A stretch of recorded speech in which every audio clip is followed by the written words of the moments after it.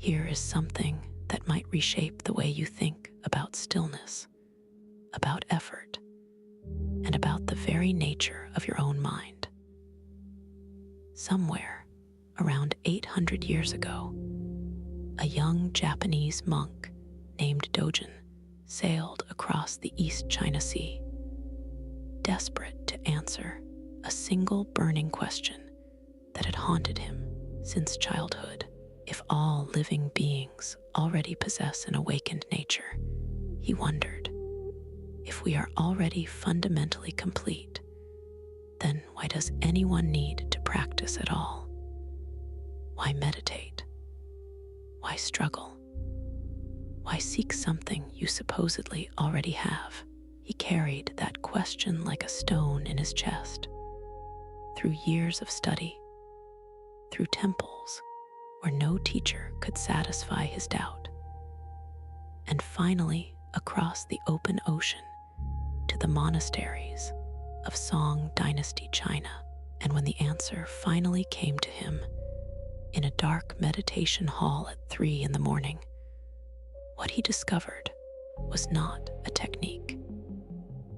It was not a visualization, not a mantra, not a secret method hidden behind layers of esoteric ritual. It was something so absurdly plain, so terrifyingly simple, that it has confused and fascinated practitioners for centuries since. He discovered that the answer was to sit down and do nothing. Not nothing as in spacing out, not nothing as in falling asleep, not nothing as in waiting for something better to happen. A specific, alive, wide-awake nothing. Nothing so alert that your whole body hums with awareness. Nothing so total that even the desire to achieve nothing falls away. He called it Shikantaza, just sitting. And here is the part that will keep you thinking long after this video ends. This practice, this deceptively simple act of sitting without purpose or goal, has been transmitted from teacher to student in an unbroken chain for nearly 800 years. It has survived wars, political upheavals, cultural revolutions, and the vast distances between civilizations. It has been practiced in mountain monasteries in China, in cedar-forested temples in Japan, in converted synagogues in San Francisco, in rented lofts in Brooklyn, and in bedroom corners around the world. It has been practiced by monks who devoted their entire lives to nothing else, and by office workers who squeeze in 20 minutes before the morning commute. And in every one of these settings, across every one of these centuries, the instruction has remained essentially the same. Sit down, do nothing, be completely alive.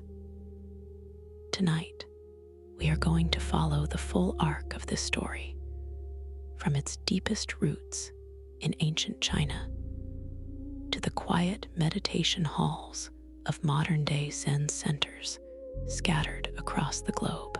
We are going to meet the monks, the poets, the rebels, and the philosophers who shaped this tradition. We will walk through mountain monasteries shrouded in morning fog.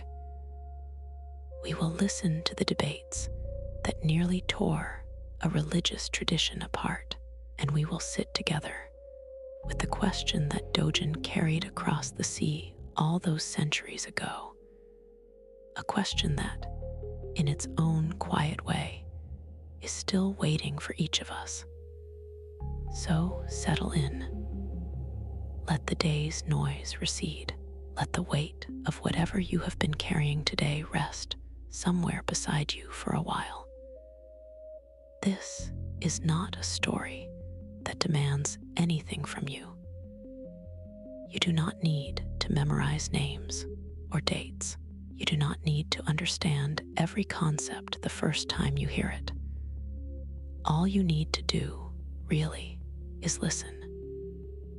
And if at some point your eyes grow heavy, if sleep comes gently, that is perfectly fine too.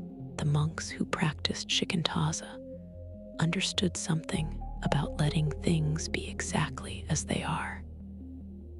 So let yourself be exactly as you are, right now, in this moment, and let us begin. The word Shikantaza is Japanese, and like many Japanese Buddhist terms, it carries a density that resists easy translation. Broken apart, shikan means nothing but or just, or wholeheartedly. Ta means to hit or to strike, carrying an energy of commitment and total engagement. Za simply means to sit. So the whole word conveys something like nothing but wholeheartedly sitting, or to throw yourself entirely into the act of sitting. It is a phrase coined by the 13th century Zen master Dogen, who borrowed and adapted it from his Chinese teacher, Tiantong Rujing. But the practice itself, the lived experience of sitting in open, objectless awareness, stretches back much further, through centuries of Chinese Chan Buddhism, and arguably all the way to Shakyamuni Buddha himself, who, according to tradition, sat beneath a fig tree in northern India some 2,500 years ago and simply refused to move until he saw through the nature of existence. What makes Shikantaza unique among the world's meditation traditions is what it asks you not to do.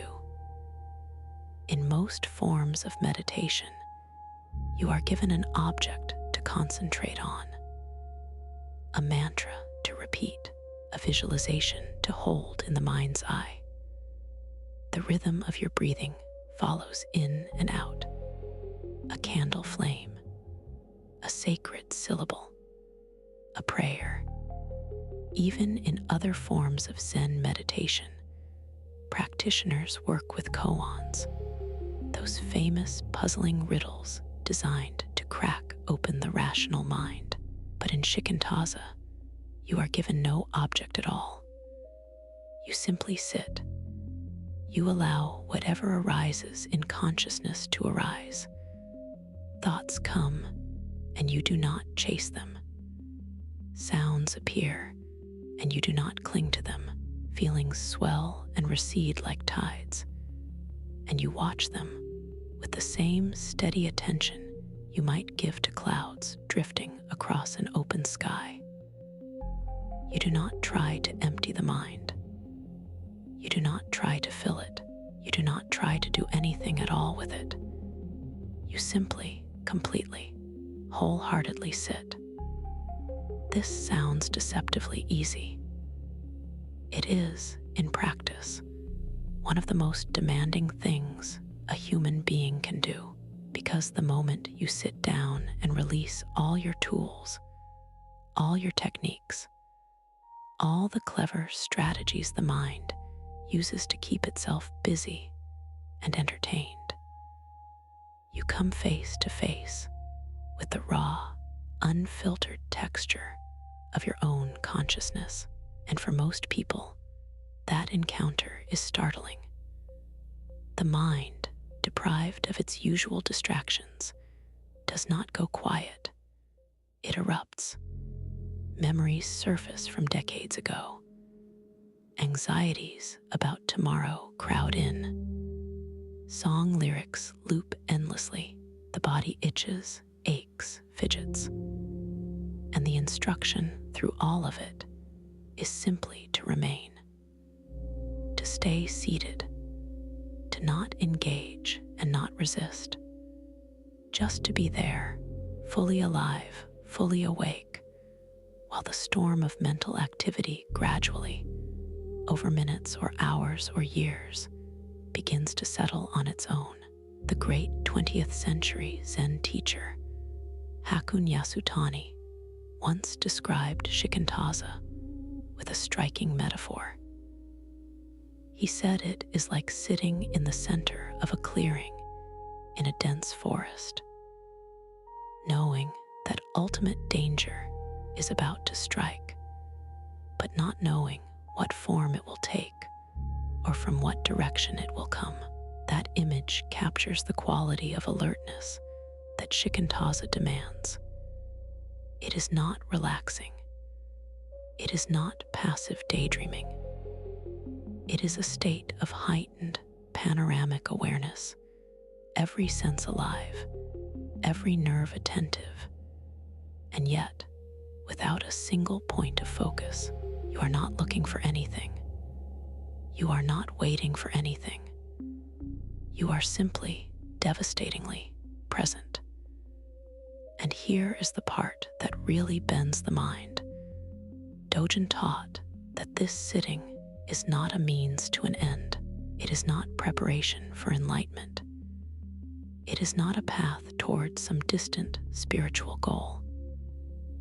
In Dogen's understanding, the act of sitting in Shikantaza is itself the expression of awakening. Practice and enlightenment, he insisted, are not two separate things. They are one. The moment you sit down in this way, with this quality of wholeheartedness, you are already manifesting the very thing you think you are seeking. You are already, in that moment, Buddha. Not a future Buddha, not a potential Buddha. Buddha, right now as you are, with your wandering mind and your aching knees, and your grocery list still half formed somewhere in the background of your thoughts. This radical claim, what Dogen called the oneness of practice and realization, is the philosophical heart of Shikantaza. And it took centuries of argument, innovation, and cross-cultural transmission to arrive at that understanding. To see where it all started, we have to travel back much further than Dogen, further even than the monasteries of Song Dynasty China. We have to go to the very beginning of the Zen tradition itself. There is a figure who stands at the threshold of Zen Buddhism, like a gatekeeper, carved from myth and history in equal measure. His name was Bodhidharma, and the stories told about him are so layered with legend that separating fact from folklore has become a scholarly enterprise unto itself. What we know, or what the tradition preserves, is roughly this. Sometime around the 5th or 6th century of the Common Era, a monk from either India or Central Asia traveled to China. He may have come by sea, enduring storms and pirates. He may have come overland, through mountain passes frequented by bandits. The details shift depending on which account you read. What remains consistent is that he arrived in China with a message that was, for its time and place, revolutionary. That message, stripped to its essence, was this: do not look for Buddha in scriptures. Do not look for Buddha in rituals. Do not look for Buddha in philosophical treatises or in the approval of ecclesiastical authorities. Look inside your own mind. See your own nature. That is Buddha. The most famous story about Bodhidharma places him at the Shaolin Monastery in the mountains of Henan Province, according to one widely told version. After failing to find receptive students in the southern courts of China, Bodhidharma traveled north, and, either being refused entry to the monastery or simply choosing solitude, settled into a cave near the temple walls. There he sat facing the cave wall for 9 years. 9 years of silent, motionless sitting. The image is staggering. A man alone in a stone chamber, wrapped in his robes, his gaze fixed on raw rock, season after season, year following year, while the world outside went about its business of wars and harvests and births and deaths. The tradition calls this practice wall gazing, or biguan in Chinese, and it became the iconic image of Zen practice. To this day, in Soto Zen meditation halls around the world, practitioners sit facing the wall, a living echo of Bodhidharma's cave. Now, what was Bodhidharma actually doing during those 9 years? The popular image suggests he was simply staring at the stone, enduring boredom and physical pain through sheer willpower. But the monks and scholars who carried his teachings forward understood it differently. Wall gazing was not about the physical wall at all. In Chinese culture, a wall symbolizes something immovable, something beyond compromise or negotiation. A wall faces 2 directions simultaneously. It is at once solid and open, a boundary that also connects. When Bodhidharma sat like a wall, he was embodying a quality of mind, utterly stable, utterly unshakable, yet open in all directions. His meditation was not a technique to achieve some future state. It was a demonstration of a quality of consciousness that already existed within every being, waiting to be recognized. One of the few texts attributed to Bodhidharma, a short treatise called The 2 Entrances and 4 Practices, describes 2 gateways into authentic practice. The first is the entrance through principle, which means directly encountering the nature of reality without relying on words or concepts.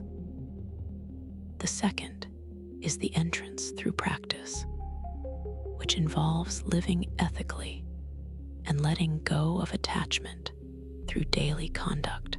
The entrance through principle is where we find the seeds of what would later become Shikantaza. Bodhidharma described it as a state in which the practitioner meditates on the absence of self and other, the unity of the ordinary and the sacred, and remains unmoved even by the words of Scripture. This is not a practice of studying or analyzing. It is a practice of direct, wordless encounter with what is. The legend says Bodhidharma eventually attracted a small number of students. The most famous was Huic, who, according to the dramatic retelling, stood outside the cave in a snowstorm, waiting for Bodhidharma to acknowledge him. When the patriarch ignored him, Huic cut off his own arm and presented it as proof of his sincerity. Only then did Bodhidharma accept him as a student. Whether this literally happened is beside the point for the tradition. The story is a teaching in itself. It says, this practice demands everything, not the severing of a limb, but the willingness to give yourself completely, to hold nothing back, to stand in the freezing cold of your own uncertainty and refuse to leave. There is also the famous legend that Bodhidharma, after 7 years of his 9-year wall-facing meditation, fell asleep. Furious with himself, he tore off his own eyelids so that it could never happen again, and where the eyelids fell, the first tea plants sprouted from the earth. From that moment on, tea became the companion of Zen practice, the gentle stimulant that keeps practitioners alert through long hours of sitting. This story is almost certainly apocryphal, a folk explanation for the deep connection between Zen and tea culture that developed over the centuries. But like all good myths, it points to something true: the practice of sitting in awareness, of keeping the eyes of the mind wide open, is inseparable from the willingness to sacrifice comfort for clarity. And the humble cup of tea, shared silently in a monastery or a mountain hermitage, became one of the great symbols of this commitment. Bodhidharma's image has become one of the most recognizable icons in East Asian art and popular culture. Those bulging, lidless eyes, that fierce, bearded face, that heavy-set body wrapped in flowing robes. He appears in paintings, woodblock prints, ceramic figurines, and even as a children's toy, the round-bottomed Daruma doll that rights itself every time you knock it over. A metaphor for the resilience and determination that the tradition associates with its legendary founder. But behind all this iconography, behind the legends and the art, the essential teaching remains. Sit down, face what is, do not flinch, and discover what has always been there. After Bodhidharma, the Chan tradition, as it came to be known in China, grew and diversified over the following centuries. The word Chan itself is the Chinese pronunciation of the Sanskrit dhyana, meaning meditation or meditative absorption. As Chan Buddhism spread through the Tang dynasty, a period of extraordinary cultural and intellectual flourishing, it absorbed elements of Taoism and Confucianism, developing a distinctly Chinese flavor that set it apart from the Indian Buddhist traditions from which it sprang. Chan masters of this era were known for their vivid, unconventional teaching styles. They shouted at their students. They struck them with sticks. They answered profound philosophical questions with seemingly nonsensical replies. They overturned tables and pointed at the moon and told their students to stop looking at the finger. All of this was designed to shatter the habit of conceptual thinking, to jolt the student out of the comfortable rut of intellectual understanding and into the raw, immediate experience of reality itself. But beneath all this dramatic pedagogy, there was always the quiet foundation of sitting.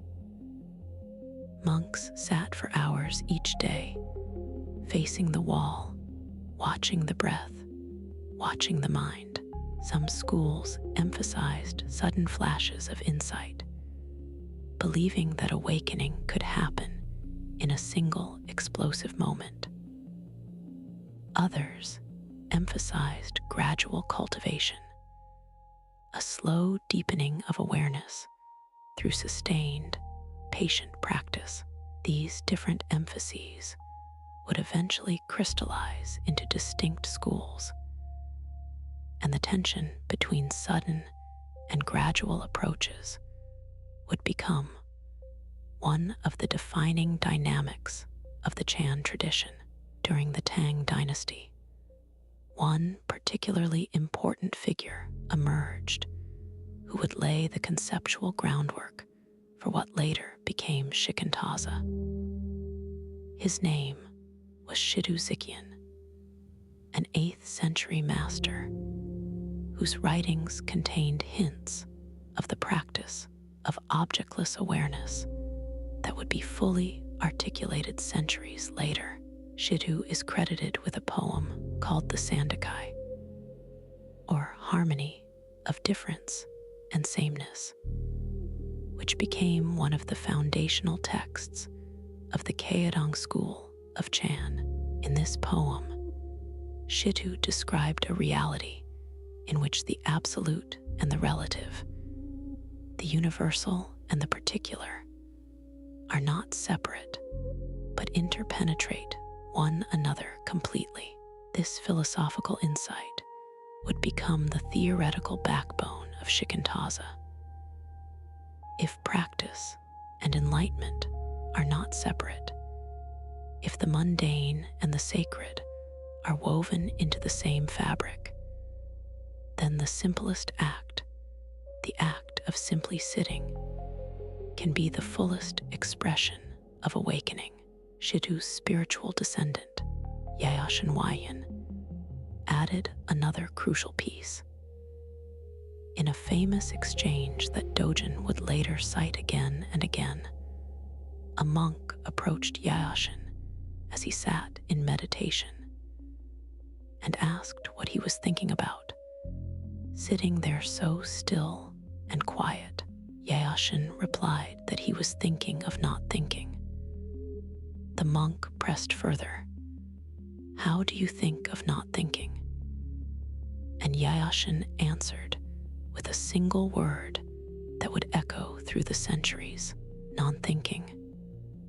This response, Hishirio in Japanese, became central to the understanding of Shikantaza. Non-thinking is not the absence of thought. It is not the suppression of thought. It is a kind of awareness that includes thought, but is not captured by it. It is the mind resting in its own nature, open and clear, neither grasping nor pushing away. Imagine standing at the edge of a wide river, watching the water flow past. You see the current, the eddies, the leaves and twigs being carried along. You are fully aware of the movement, but you are not in the river. You are not being swept downstream. You are simply standing there, watching, present, alive, and utterly still.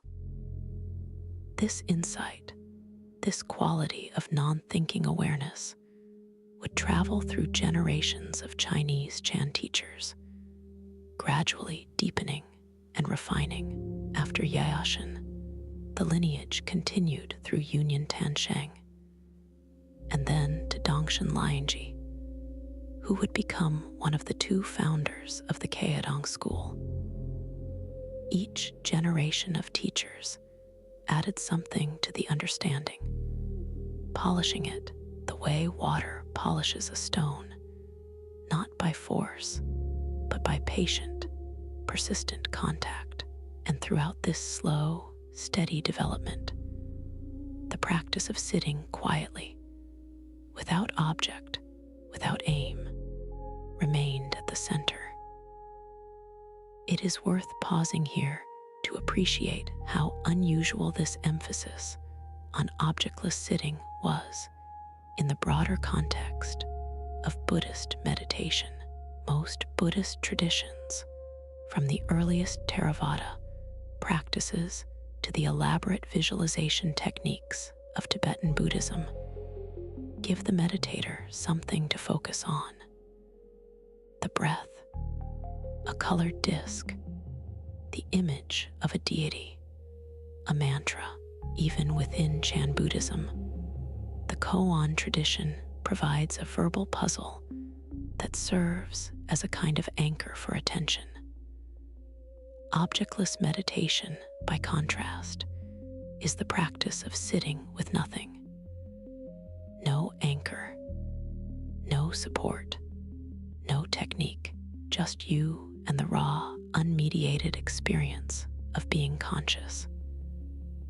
It is, in a very real sense, the most stripped-down form of meditation conceivable.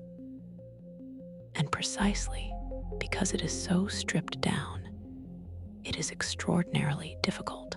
There is no distraction from distraction. There is no hiding from the mind's restlessness.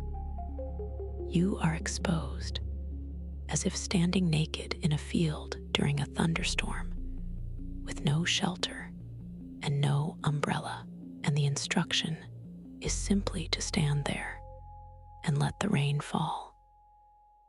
This radical simplicity has been both the great strength and the great vulnerability of the Shikantaza tradition. Its strength lies in its directness. There is nothing between you and reality. No intermediary, no technique, no conceptual framework to interpose itself between your awareness and the living present.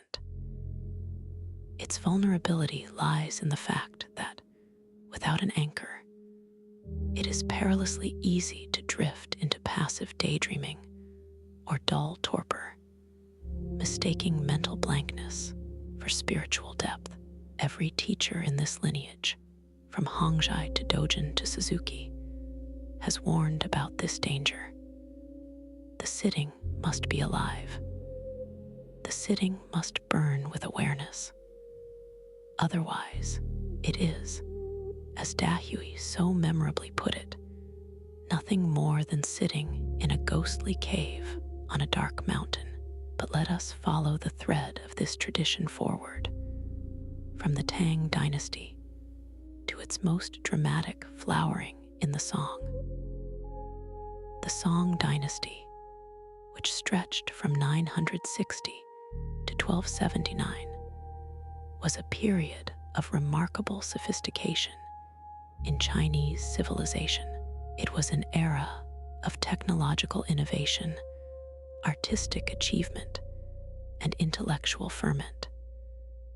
Printing technology had made books widely available for the first time. Cities were expanding.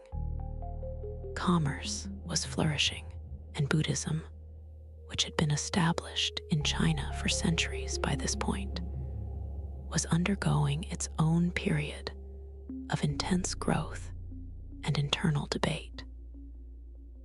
Within the Chan tradition, two major schools had survived the upheavals of the late Tang period and the fragmented decades that followed. These were the Linji school, which emphasized dramatic encounters between teachers and students, the use of shouting and physical confrontation, and the intensive study of koans, and the Keadong school, which took a quieter, more contemplative approach, emphasizing the cultivation of silent, objectless awareness through sustained, seated meditation. The Keadong school traced its lineage back to two Tang dynasty masters, whose names gave the school its identity. Dongshan Lianji, who lived from 807 to 869, and his student Kaoshin Benji, who lived from 840 to 901, together established a style of Chan practice that emphasized the interpenetration of the absolute and the relative. This was expressed through a teaching framework known as the 5 ranks, a dialectical system that mapped the various ways in which ultimate reality and everyday experience interact and illuminate one another. The 5 ranks described 5 different relationships between the absolute, the realm of formless, undivided oneness, and the relative, The world of distinct forms, colors, sounds, and experiences. In the first rank, the relative is absorbed into the absolute. In the second, the absolute is found within the relative. In the third, the absolute arrives from within itself. In the fourth, the practitioner navigates between absolute and relative. And in the fifth, the two are united, interpenetrating seamlessly, so that the absolute is the relative and the relative is the absolute, and there is no gap between them. This might sound abstract, but in practice, it describes the progression from an initial recognition of emptiness through various stages of integration, until one arrives at a state where the most ordinary activity, drinking a cup of tea, listening to birdsong, chopping wood, is experienced as the direct expression of ultimate reality. The 5 ranks became the philosophical framework within which the later teaching of silent illumination developed.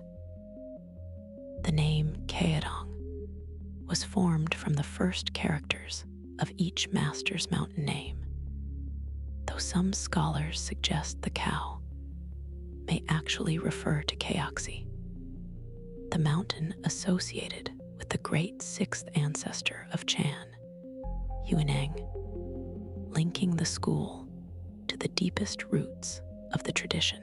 During the Song dynasty, the Kaedong school experienced a major revival. After a period of relative obscurity, it was reinvigorated by a series of gifted teachers who breathed new life into its contemplative approach. The most important of these was Furong Daekai, who lived from 1043 to 1118. Daekai was known for his integrity and his commitment to authentic practice over political maneuvering. He refused imperial honors and insisted that spiritual authority should come from genuine realization, not from bureaucratic appointment.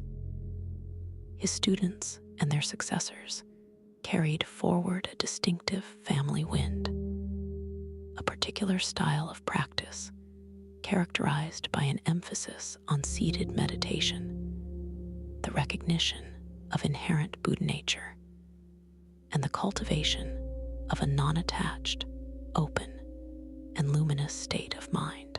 It was from this lineage that the greatest articulator of silent illumination meditation emerged, a monk named Hongzhi Shengju. Born in 1091 in what is now Shanxi province, Hongzhi left home at the age of 11 to become a monk. He studied under several teachers, including Kumu Fashang, a master whose very name, meaning dead tree stump, reflected his devotion to the practice of sitting still and unwavering in meditation. Like a tree rooted permanently in the earth, this early influence shaped Hongzhi's approach profoundly. He came to understand meditation not as a means to produce some special experience, but as the direct expression of one's already present, awakened nature. In 1129, Hongzhi began teaching at the Jingde Monastery of Tiantong Temple, located in the mountains east of modern-day Ningbo in Zhejiang province. This was the same monastery where, nearly a century later, Dogen would study under Rujing. Under Hongzhi's leadership, the temple became a thriving center of practice, attracting hundreds of monks, and it was here that Hongzhi wrote the texts that would define silent illumination meditation for posterity. The Chinese term for this practice is Ma Zhao Chan. Mo carries meanings of silence, serenity, and depth. Zhao means illumination, brightness, or shining. Together, they describe a state in which the mind is simultaneously utterly still and brilliantly clear. Silence without dullness. Illumination without agitation. The two qualities not as separate achievements, but as inseparable aspects of a single experience, like the flame and the light of a candle. You cannot have one without the other. Silence is the essence of illumination. Illumination is the natural expression of silence. Hongzhi expressed this teaching through some of the most beautiful prose ever written in the Chan tradition. His writing is saturated with images drawn from the natural world, dew shimmering on grass in the moonlight, snow resting on pine branches against a backdrop of clouds, a crane dreaming in the winter mist, autumn waters flowing toward a distant horizon, a river of stars reflected in still water. These are not decorative flourishes. Each image is a teaching, pointing toward a quality of awareness that is pristine, luminous, and utterly natural. A crane does not try to dream. Snow does not strain to settle on a branch. Moonlight does not struggle to illuminate the landscape. These things simply happen effortlessly as expressions of what they already are. And in the same way, Hongzhi suggested, the clarity of the awakened mind is not something you manufacture through effort. It is something you discover by relaxing into what you already are. Hongzhi's relationship with nature imagery was not merely poetic. It was pedagogical and philosophical. In Chinese Chan culture, the natural world was understood as a spontaneous expression of Buddha nature.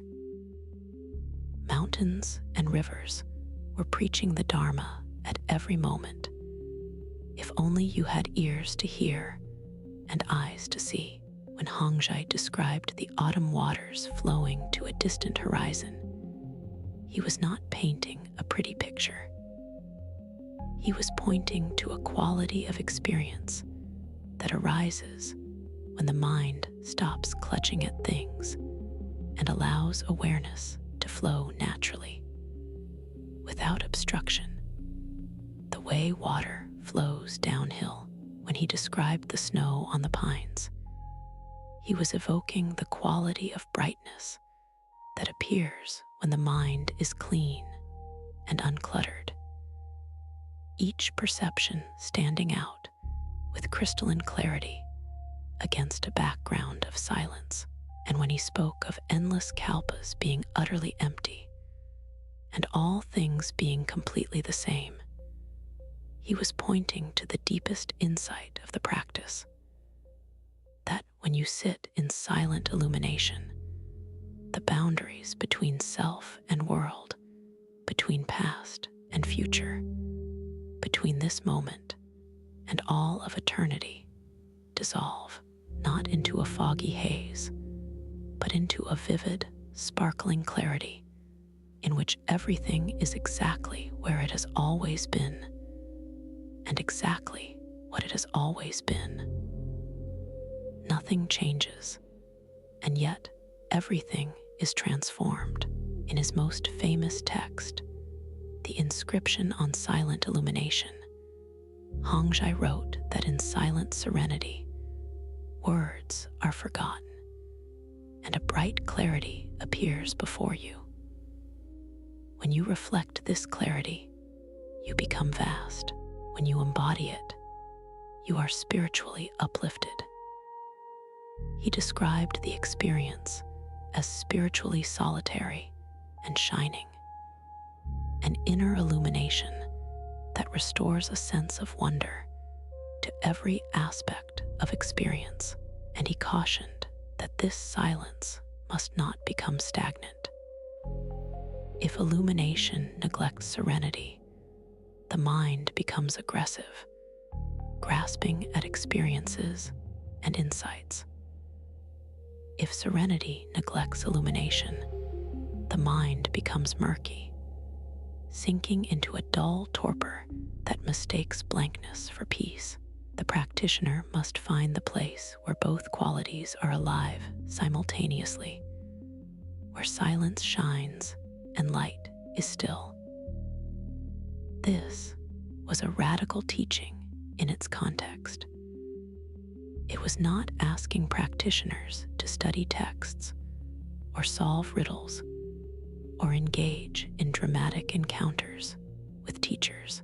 It was asking them to sit quietly and discover that the very ground of their being was already awake, already luminous, already complete. No additions needed, no improvements required, just the willingness to stop running, stop seeking, stop grasping, and simply see what was already there. But not everyone was convinced that this was enough. The Song dynasty was an era of competition among Buddhist schools, and the rivalry between the Kaedong and Linji traditions was one of its defining features. The Linji school, which would later become Rinzai-sen in Japan, had its own charismatic champion, a monk named Dahui Sango, born in 1089, just 2 years before Hongzhai. Where Hongzhai was a poet of stillness, Dahui was a firebrand of action. Where Hongzhai taught the quiet unfolding of inherent awakening, Dahui insisted on the necessity of a sudden, shattering breakthrough. Dahui's method was called Kanhyua-chan, or koan introspection meditation. In this approach, the practitioner takes a single phrase from a koan, the critical word or turning phrase, and presses it into the mind with relentless intensity, creating a mounting pressure of doubt that eventually explodes into a direct experience of reality. For Dahui, this active, engaged, doubt-driven approach was the only reliable path to genuine awakening. Sitting silently, he believed, was a trap, and he was not subtle about saying so. Dahui launched fierce public attacks on what he called the heretical Chan of silent illumination. His critiques were vivid and biting. He complained that practitioners of silent illumination just sit in a ghostly cave on a dark mountainside after their evening meals, calling their practice dying the great death or achieving the state before the birth of one's parents, and sit there until calluses form on their backsides, yet they still dare not move. For Dahui, this kind of practice led nowhere. It produced drowsiness, mental blankness, and a false sense of accomplishment. Practitioners mistook torpor for tranquility, dullness for depth. They sat like lumps of cold stone soaking in water, and nothing happened, nothing grew, nothing changed. Even after 100 years in that state, he argued, not a single grain of genuine realization would emerge. It is worth noting that Dahui's critique was not entirely without merit. The danger of sinking into a passive, vacant state of mind during objectless meditation is real. And every tradition that teaches this kind of practice acknowledges it.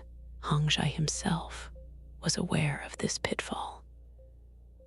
In his own writings, he emphasized that the practitioner must not fall into a murky, unthinking state.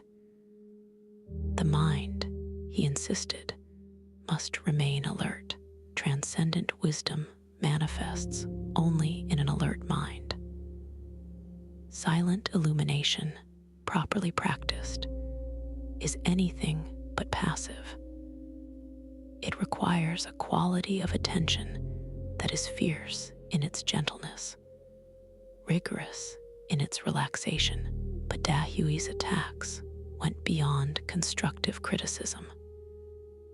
They were part of a broader sectarian competition for patronage, prestige, and influence. During the Song dynasty, Buddhist monasteries depended on support from the educated elite and the imperial court. The two schools were competing for the same pool of wealthy, powerful patrons, and doctrinal disputes were often entangled with political and economic realities. Dahui was enormously popular among the educated classes.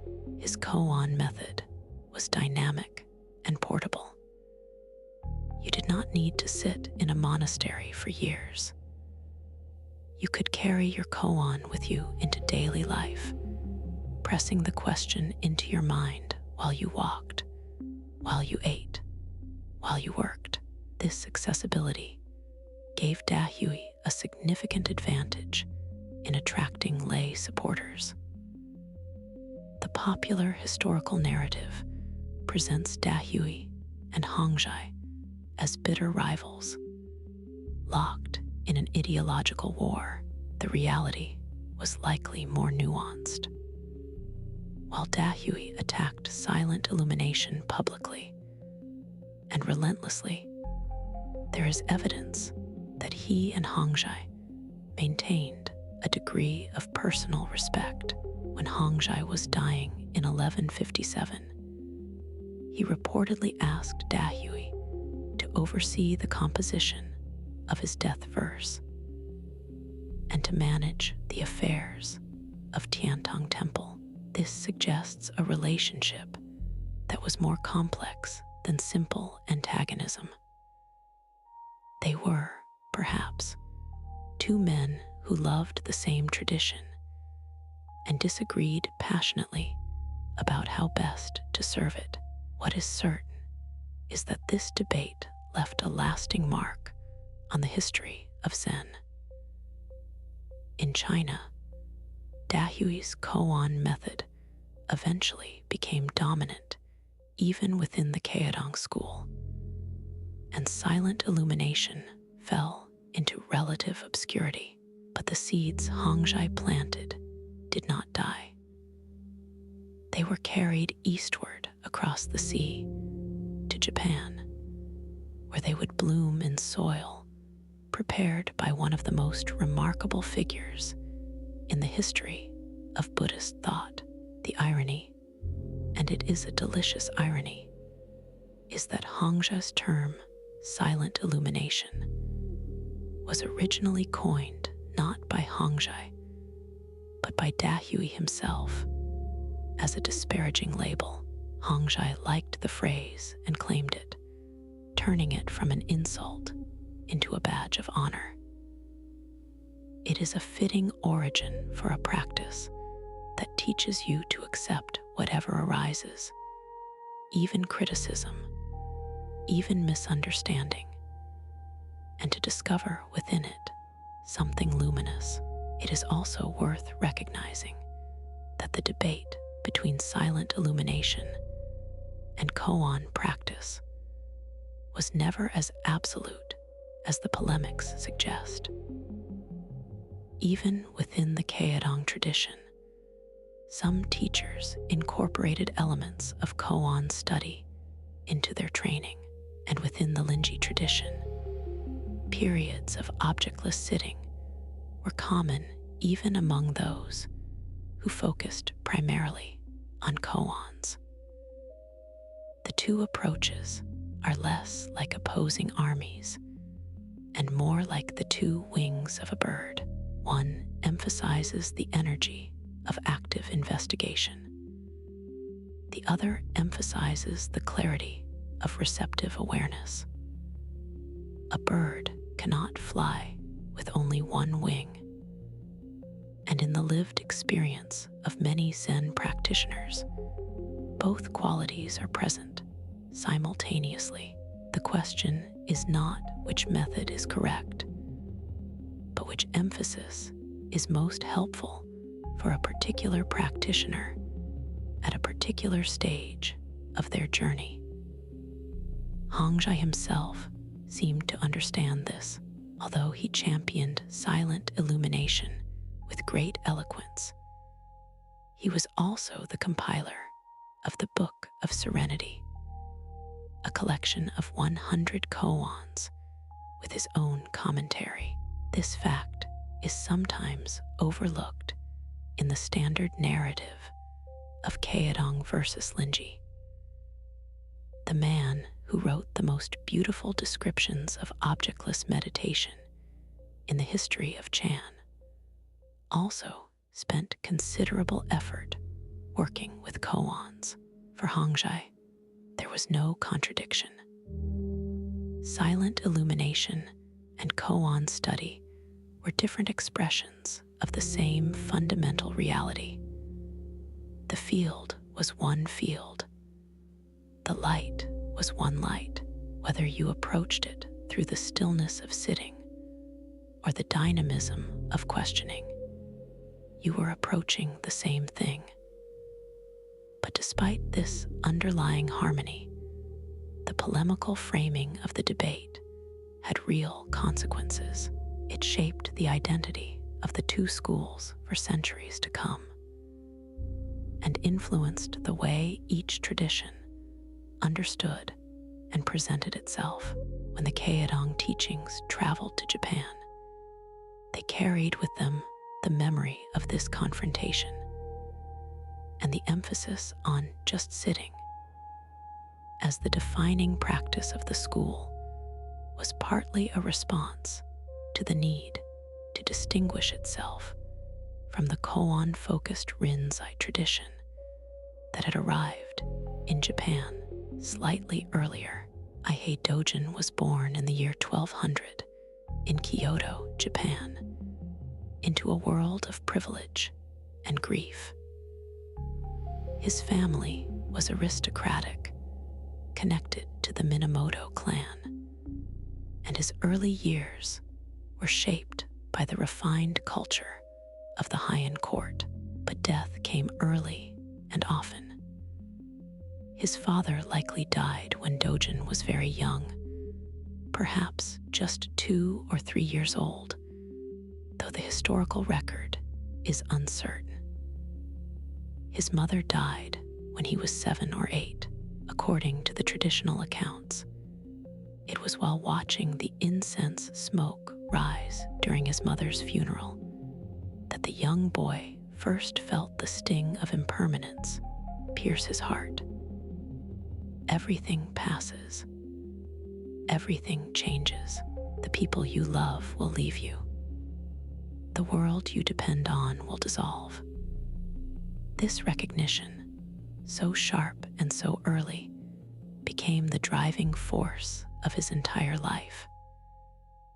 At the age of 13, Dogen was ordained as a Buddhist monk on Mount Hiei, the headquarters of the Tendai school, which was at that time the most powerful Buddhist institution in Japan. The Tendai tradition was encyclopedic in its approach, incorporating elements of esoteric ritual, sutra study, pure land devotion, and meditation practice. It was intellectually rigorous and spiritually comprehensive, but Dogen found himself troubled by a question that none of his teachers could answer to his satisfaction. The question was this: all Buddhist teachings affirm that all beings inherently possess Buddha nature, that awakened consciousness is our fundamental birthright. If this is true, then why did all the great masters of the past find it necessary to practice so intensively? Why did the Buddha himself sit for years under the Bodhi tree? If we are already awakened, what is all the effort for? This was not an idle philosophical puzzle.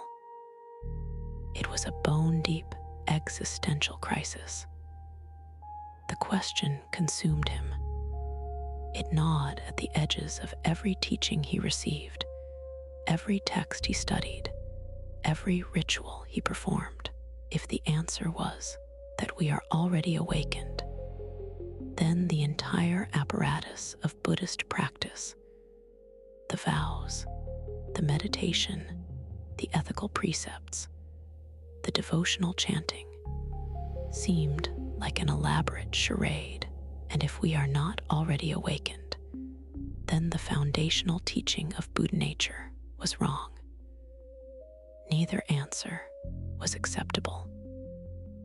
Dogen lived inside this contradiction, the way a person lives inside a house that is slowly burning. You cannot stay, but you cannot leave. The young monk's anguish was sharpened by the circumstances of 13th century Japan. The Kamakura period was a time of profound social upheaval. The old aristocratic order was crumbling. A warrior class, the samurai, had seized political power. Civil wars and natural disasters gave the era an atmosphere of uncertainty and impermanence that made questions about the meaning of life feel urgently, desperately relevant. Several innovative Buddhist teachers emerged during this period, each offering a different response to the crisis. Honen and his student Shinrin founded the Pure Land schools, teaching that in an age of spiritual decline, the best hope lay in surrendering to the compassion of Amida Buddha through the chanting of his name. Nichiren taught that devotion to the Lotus Sutra was the key to salvation.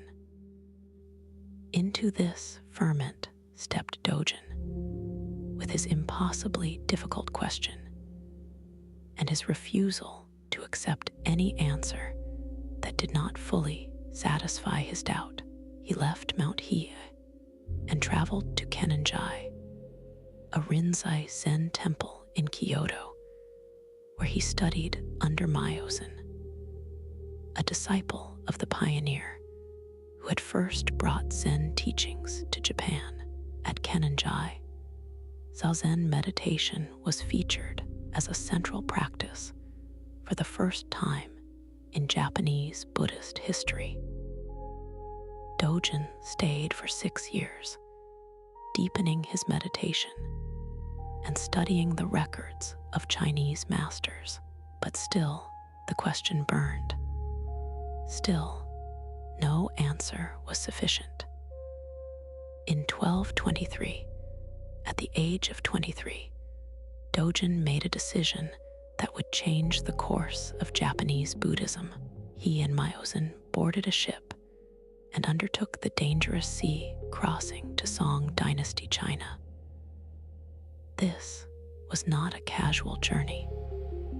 The East China Sea was perilous, prone to storms and pirates. Sailors and monks alike knew that they might not survive the passage. But Dogen was willing to risk everything. He had to find an answer.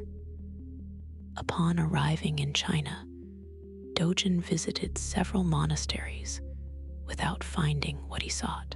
He met teachers who who impressed him intellectually, but failed to resolve his doubts. The Chinese masters he encountered seemed, to his demanding mind, to lack the depth of realization he was looking for. He began to despair. Perhaps the answer simply could not be found. Perhaps the question itself was a dead end. One of the most famous incidents from Dogen's time in China occurred before he even disembarked from his ship. While the vessel was anchored at a Chinese port, an elderly monk came aboard to purchase Japanese mushrooms for his monastery's kitchen. Dogen, excited to meet an authentic Chinese Chan practitioner, invited the old man to stay and talk about the Dharma, but the monk refused. He said he had to return to the monastery to prepare dinner. Dogen was baffled. Why would a monk of such advanced age waste his time with kitchen duties when he could be discussing the profound teachings of Buddhism? The monk smiled and said something that Dogen would remember for the rest of his life. "You have not yet understood practice." It would be years before Dogen fully grasped what the old cook meant, but the encounter planted a seed that would grow into one of his most important insights. Practice is not something you do apart from ordinary life. Practice is ordinary life met with total attention. And then, sometime around 1225, he met Tiantong Rujing. Rujing was the abbot of the same Tiantong monastery where Hongzhi had taught decades earlier. He was a master of the Caodong lineage, a successor in the chain of teachers stretching back through Hongzhi's community to the founders of the school.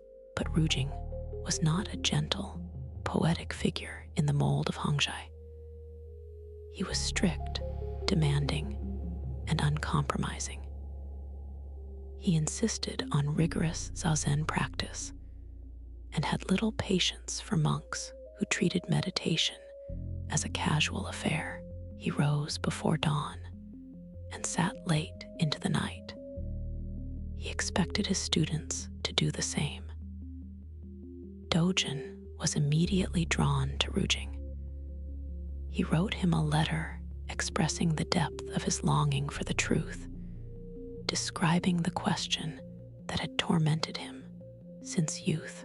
He threw himself into the intensive practice schedule at Tiantong, sitting through long periods of Zazen that pushed his body and mind to their limits.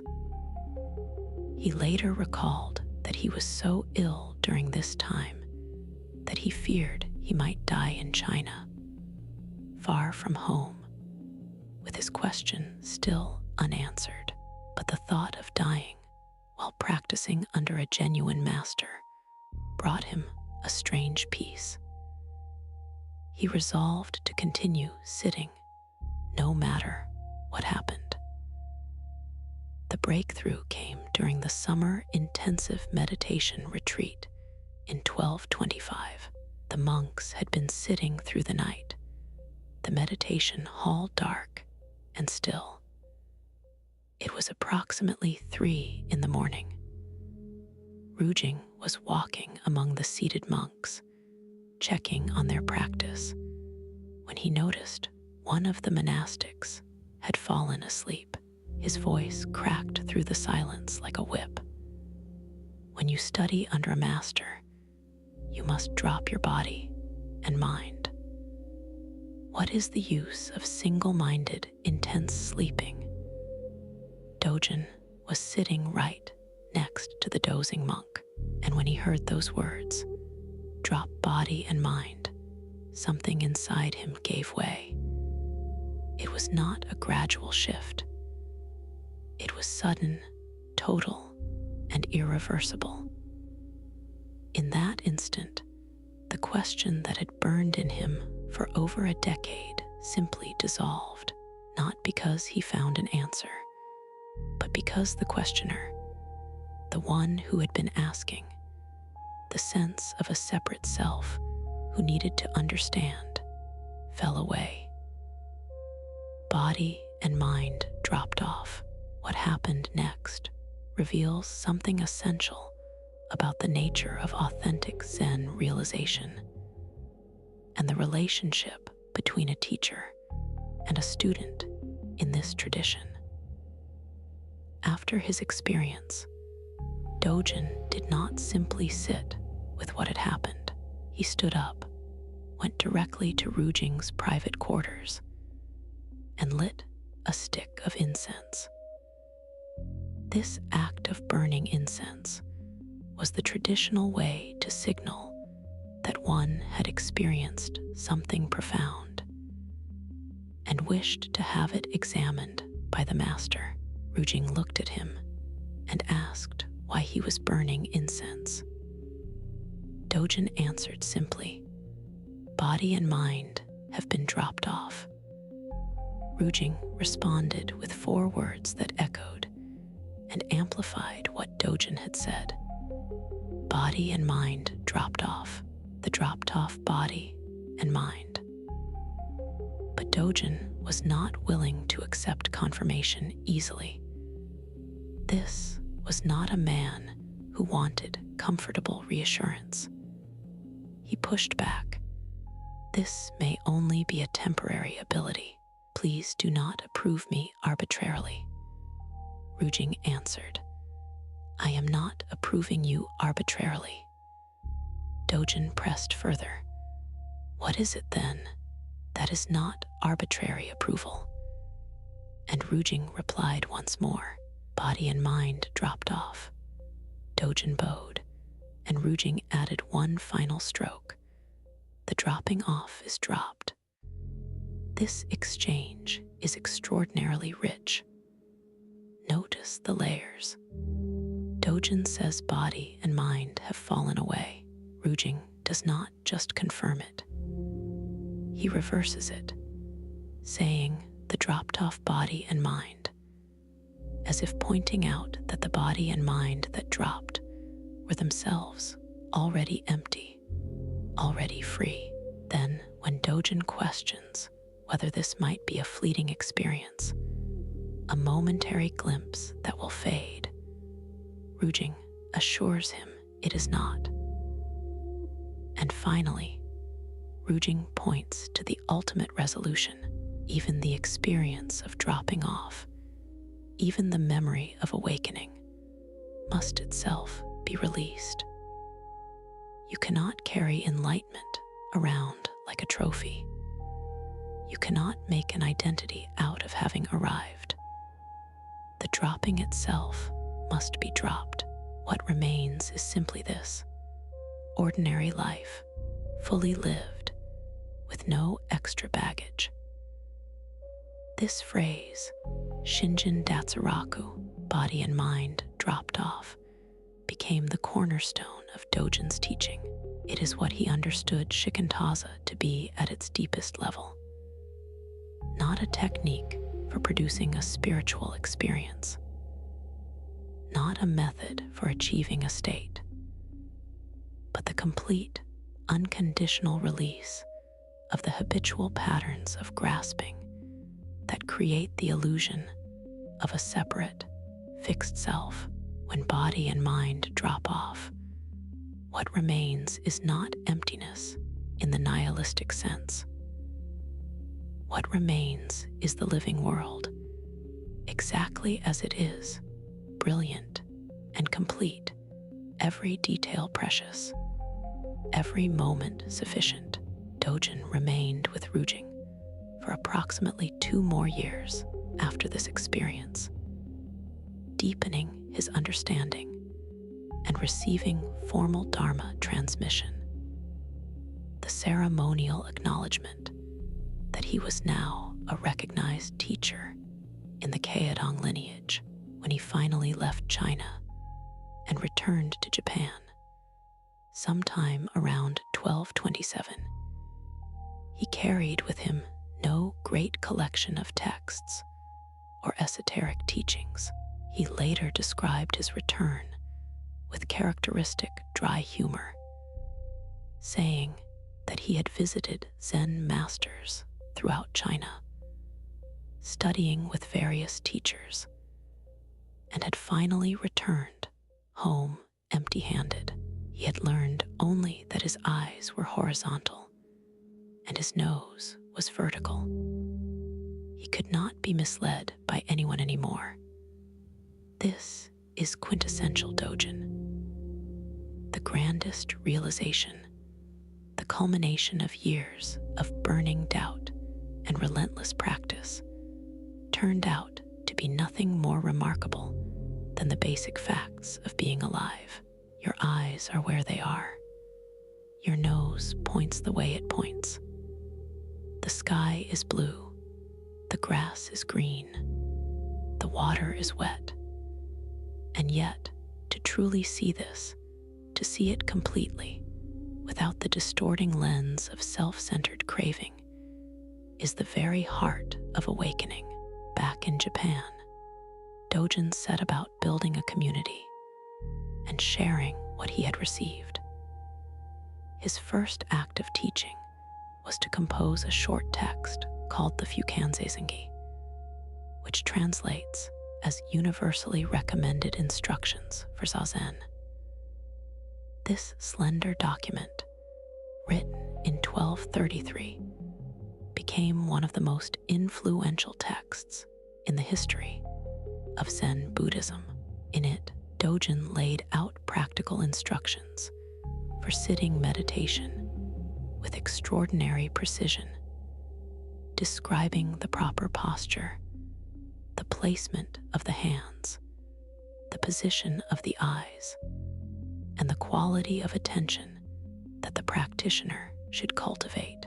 But he also embedded within these practical instructions a philosophical vision of stunning depth. The text begins with a paradox. If the way is fundamentally complete and pervades all things, Dogen asks, why would anyone need to practice if reality is already perfect? What is there to do? This is the same question that drove him to China, and here he addresses it head-on. Yes, he says, the truth is all-pervading and needs nothing added to it.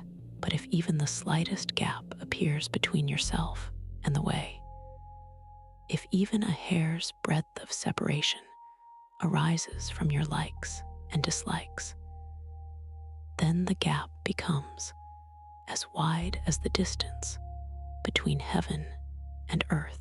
Practice exists not to create awakening, but to close this illusory gap, to bring you into alignment with what is already the case. And then came the instructions. Find a quiet room, eat and drink moderately, put aside all involvement, set aside all affairs. Do not think in terms of good or bad. Do not judge right or wrong. Stop the operations of the conscious mind. Give up measuring with thoughts, ideas, and views. Have no designs on becoming a Buddha. How could that be limited to sitting or lying down? Arrange your cushion on the floor.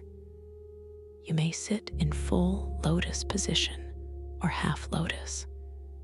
Your clothing should be loose but neat.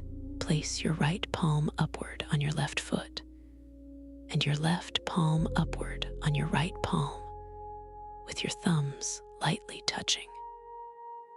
Sit upright, leaning neither to the left nor to the right, neither forward nor backward. Your ears should be in line with your shoulders. Your nose should be in line with your navel. Place your tongue against the roof of your mouth Close your lips. Keep your eyes open. Breathe quietly through your nose. After settling into your posture, take a deep breath, exhale fully, and sway gently from side to side a few times. Then settle into a steady, immovable sitting position. And then, the crucial instruction. Think of not thinking. How do you think of not thinking? Non-thinking. This is the essential art of Zazen. These spare instructions contain everything. The physical details, the ears aligned with the shoulders, the nose above the navel, the thumbs barely touching, are not arbitrary. They describe a posture of perfect equilibrium, a body that is neither tense nor slack, neither straining upward nor collapsing downward.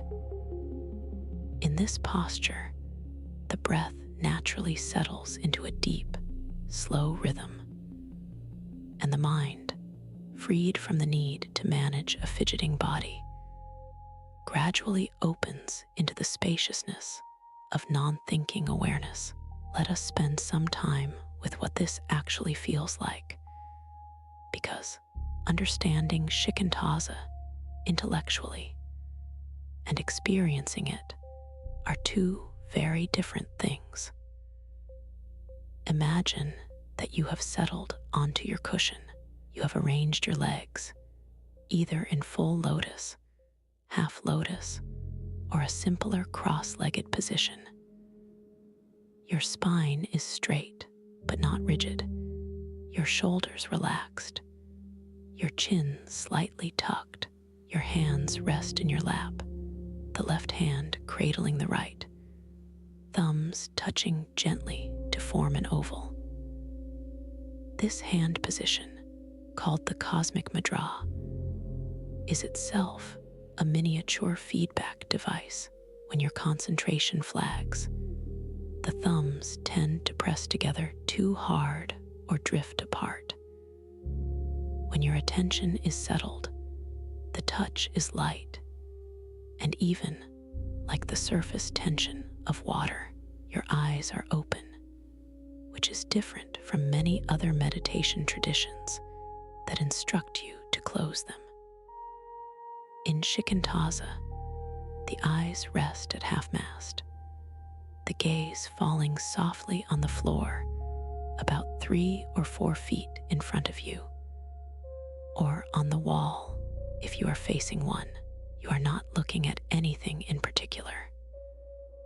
The visual field is taken in as a whole, soft and unfocused, the way you might see the world in the moment just before falling asleep, when the eyes are still open, but the mind has loosened its grip on specifics. This open-eyed approach serves several purposes. It reduces the tendency to fall asleep. It reminds you that meditation is not an escape from the world, but an engagement with it, and it keeps the boundary between inner and outer experience permeable, so that sounds, sights, and physical sensations are all part of the same seamless field of awareness. For the first few minutes, everything is noise. Your mind races, thoughts pile on top of each other like cars in a highway accident. You think about what you had for lunch. You replay a conversation from yesterday. You worry about a deadline.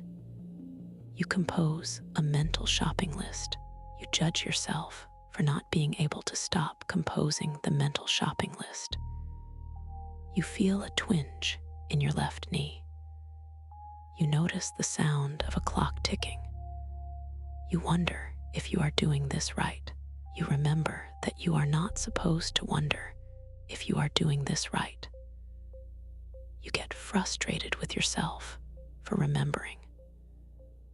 This cascade of mental activity can feel overwhelming, and many beginners assume they are failing. But this is not failure. This is actually the practice. You are seeing, perhaps for the first time, the extraordinary busyness of your own mind. You are witnessing the relentless stream of mental commentary that normally runs beneath the surface of your attention, unnoticed and unchecked.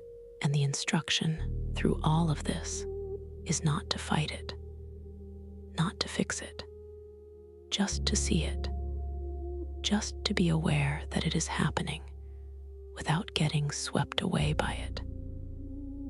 Gradually, and the word gradually is important because this does not happen quickly for most people.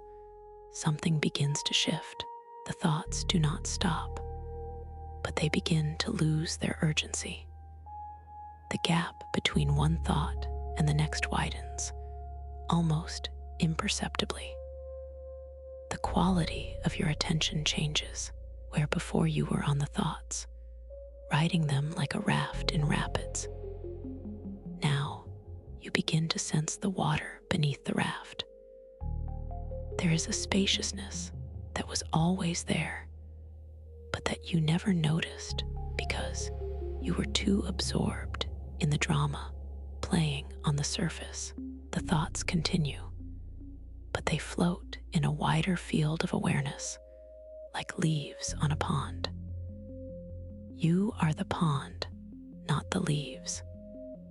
This shift can happen in a single sitting, or it can take years of steady practice. There is no timeline and no guarantee.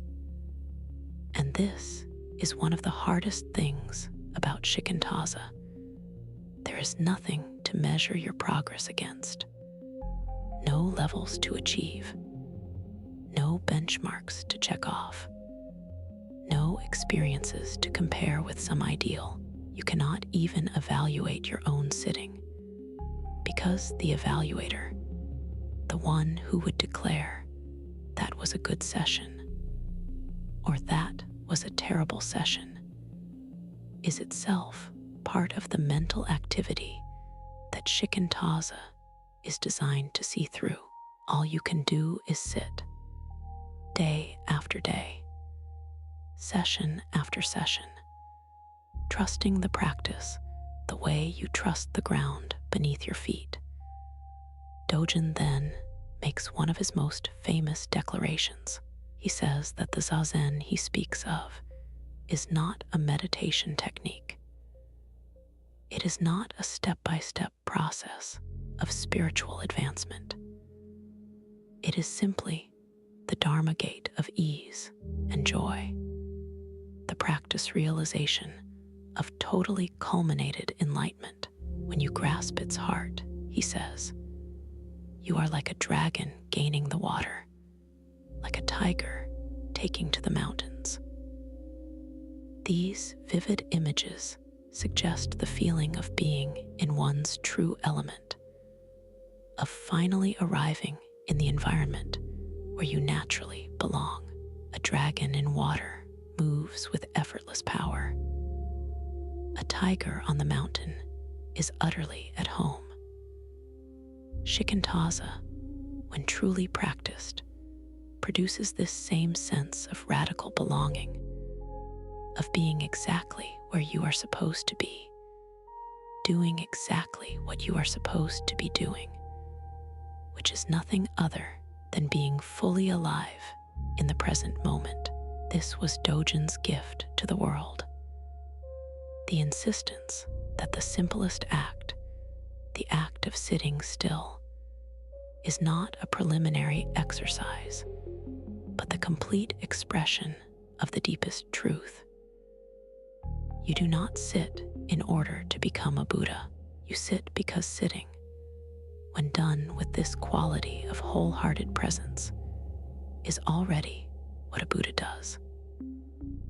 This teaching, which scholars call the oneness of practice and realization, or shasho itai in Japanese, is perhaps the single most revolutionary idea in the entire Zen tradition. Most spiritual paths, in Buddhism and elsewhere, are structured as journeys.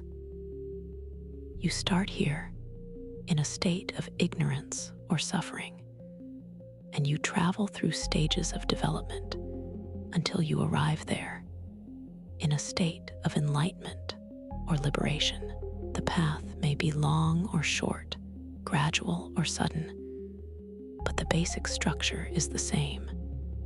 You are not yet where you need to be, and practice is the vehicle that carries you from here to there. Dogen dismantled this structure entirely in his understanding. There is no gap between here and there. There is no distance to travel. The very first moment of authentic practice, the very first breath taken in genuine, wholehearted attention, is already enlightenment, not a step toward enlightenment, not a glimpse of enlightenment. Enlightenment itself, fully and completely present. This does not mean that practice is unnecessary. It means that practice is not a means to an end. Practice is the end. The journey is the destination. The search is what you are searching for. This is why Dogen compared Zazen to a dragon gaining the water or a tiger entering the mountains. These are not images of arrival after a long journey. They are images of a creature returning to its natural element, of something finally being where it belongs. The dragon does not earn the water. The tiger does not achieve the mountains. They simply enter their proper realm and are instantly and completely at home. Shikantaza is the human equivalent of this return. You sit down, and in that sitting, you enter your own deepest nature, not because sitting transforms you into something you were not before, but because sitting allows you to stop pretending you are anything other than what you have always been. The implications of this teaching are staggering, and they extend far beyond the meditation cushion. If practice and realization are not two separate things, then there is no moment in your life that is not already an expression of the deepest truth. The morning commute, a conversation with a coworker, the moment of frustration when your phone battery dies, the quiet hour before sleep. Each of these is a Dharma gate, an entrance into the fullness of being, not because you have trained yourself to see it that way through years of meditation, although meditation certainly helps, but because it has always been that way. It could not be otherwise. Reality is reality, regardless of whether you are paying attention to it. Shikantaza simply helps you pay attention. In the years following his return from China, Dogen devoted himself entirely to building a community around the practice he had received. His first major temple, Kashoji, established near Kyoto in 1233, became the first monastery in Japan where Zazen was practiced as the central and defining activity. Before Dogen, Japanese Buddhism had already existed for 6 centuries, with various schools emphasizing sutra recitation, esoteric ritual, devotion to Amida Buddha, and philosophical study. Zazen had never been the primary focus of any Japanese Buddhist institution. Dogen changed that. At Kashoji, the the day revolved around sitting. Monks sat before dawn, sat after meals, sat in the evening. Every other activity, cooking, cleaning, walking, eating, was understood as an extension of the same awareness cultivated on the cushion. Dogen was remarkable in his inclusiveness.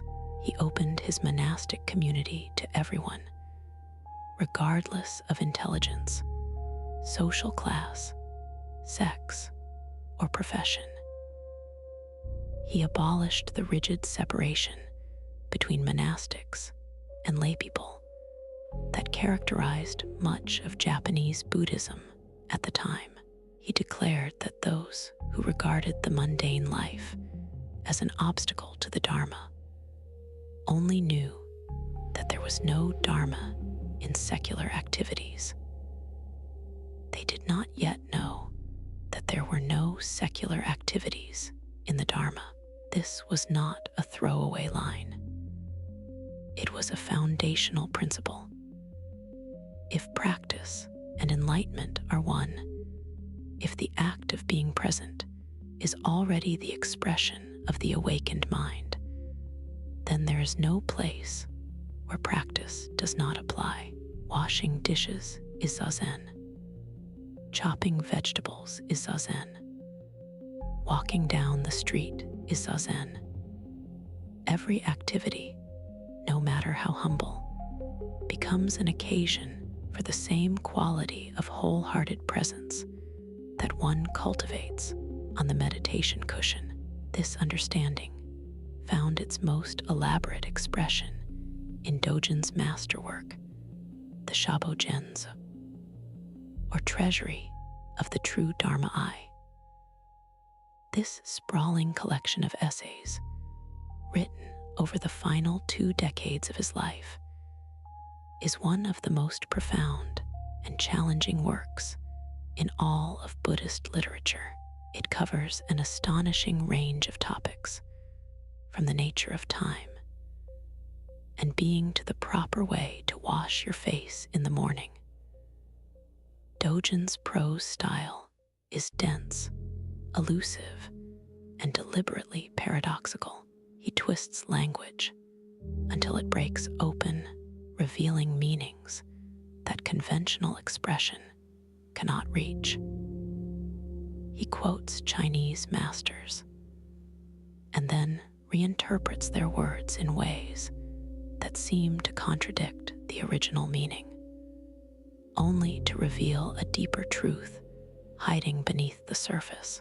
In the Shabogenzo fascicle called Genjikon, which has been translated as actualizing the fundamental point or manifesting suchness, Dogen laid out his vision with crystalline precision. He wrote that to study the Buddha way is to study the self. To study the self is to forget the self. To forget the self is to be actualized by myriad things. When actualized by myriad things, your body and mind, as well as the bodies and minds of others, drop away. No trace of realization remains, and this tracelessness continues endlessly. Let that sink in for a moment. To study yourself is to forget yourself. This is not a program of self-improvement. It is not even self-awareness in the way that word is commonly used. It is the dissolution of the very sense of being a separate observer, looking out at a separate world.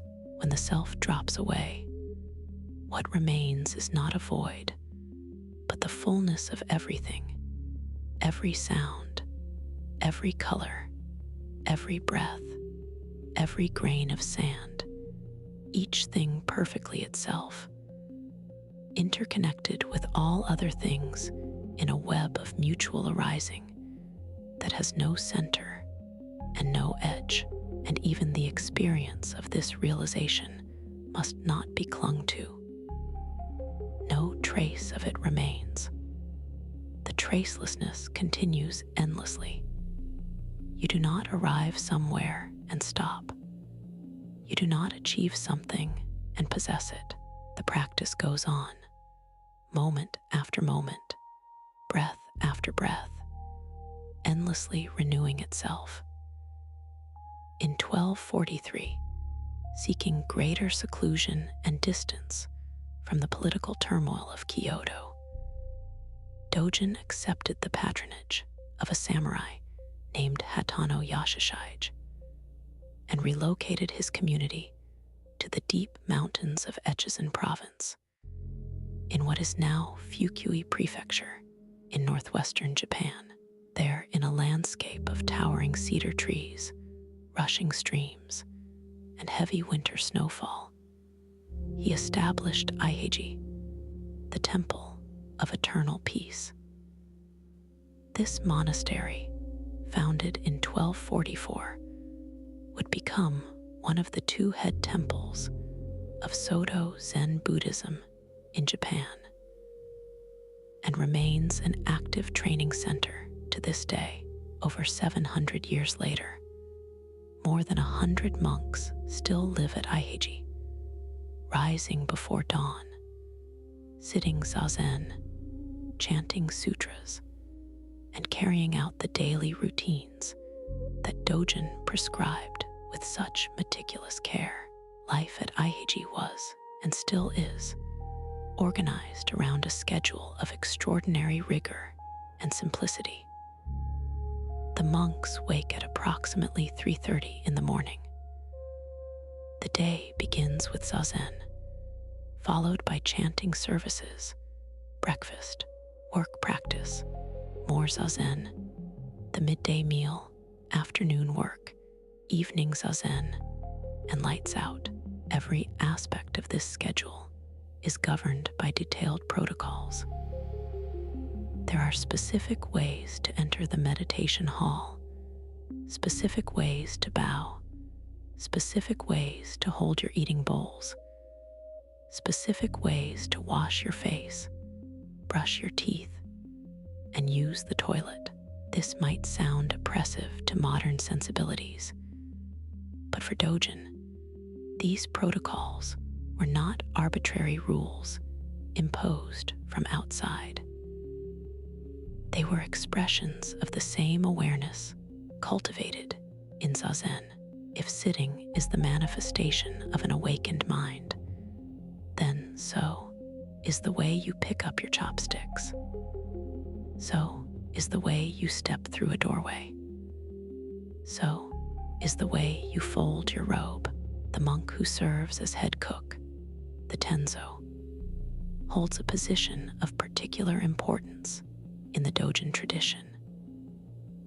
Dogen wrote an entire essay on this role, the Tenzo Kyokan, or Instructions for the Cook, in which he described the preparation of food as a sacred activity requiring the same dedication and attention as formal meditation.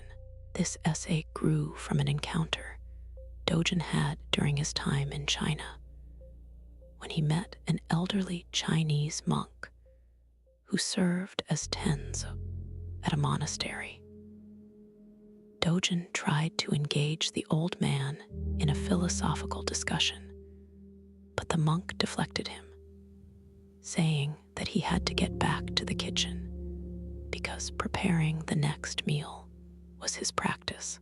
This simple exchange lodged in Dogen's memory and became a touchstone for his understanding that the way is not something separate from daily life. It is daily life, lived with complete attention. Meals at Aiheiji and at Soto monasteries throughout the world are eaten using a formal practice called oryoki, which means just enough. Each monk carries a set of nested bowls wrapped in a cloth. The bowls are unwrapped and arranged in a precise order. Food is served silently. The monks eat silently, carefully cleaning their bowls with hot water and a small cloth when the meal is finished, then rewrapping the set with the same deliberate attention that they brought to unwrapping it. There is a specific way to hold the spoon, a specific way to signal that you want more food, a specific way to indicate that you have had enough.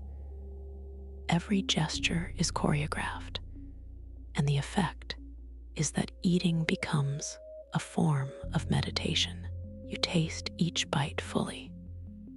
You notice the texture of rice, the warmth of soup, and the subtlety of pickled vegetables. You eat only what you need. Nothing is wasted.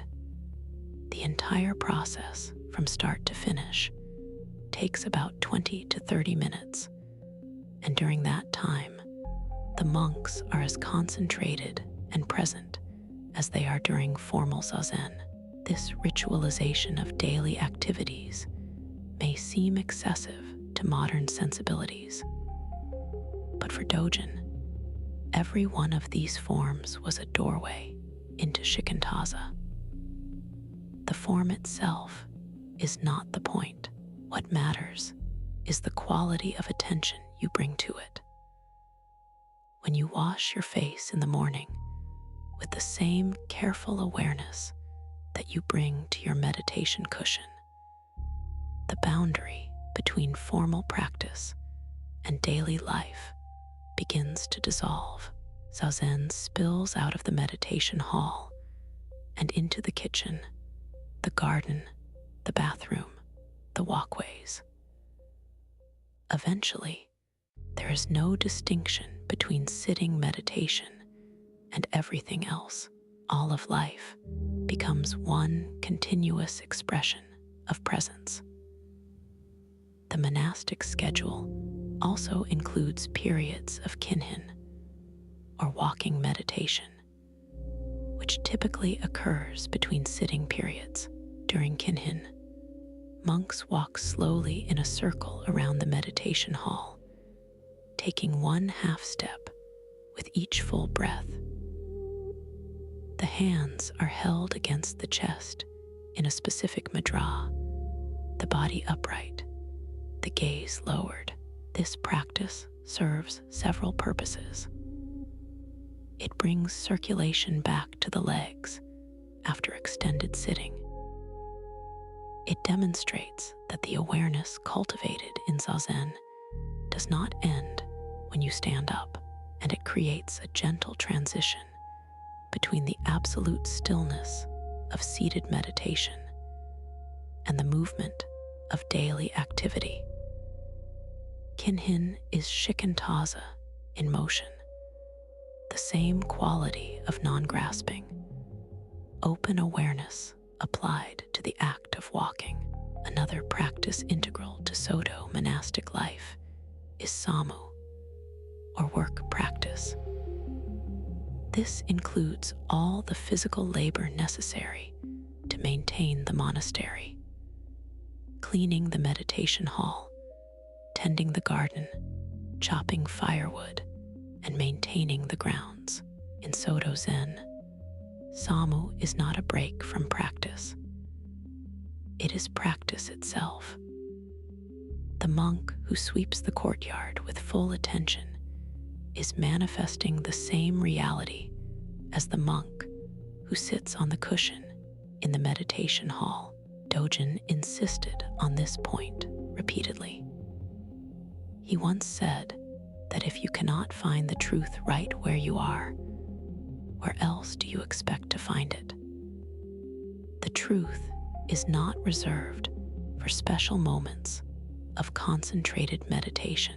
It is present in every act, every task, every breath. At Aiheiji, Dogen continued to write and teach, but his focus shifted somewhat during the final decade of his life. He placed increasing emphasis on the observance of monastic discipline and the performance of daily chores with dignity and care. Some scholars see this as a departure from the earlier, more philosophical phase of his teaching. Others see it as the natural fulfillment of his vision. If practice and enlightenment are one, then the highest expression of that oneness is not found in rarefied meditation experiences, but in the simple, unremarkable tasks of an ordinary day. Dogen's health began to fail in 1252. In the autumn of that year, he fell ill and showed no signs of recovery. He appointed his closest disciple, Kun Ijo, as his successor and abbot of Aiheiji in the early months of 1253. At the invitation of Hatano Yashishige, he made the long journey back to Kyoto in search of medical treatment. It was the first time he had left his mountain monastery in a decade, and it would be his last journey. He died in Kyoto on September 22nd, 1253, at the age of 53.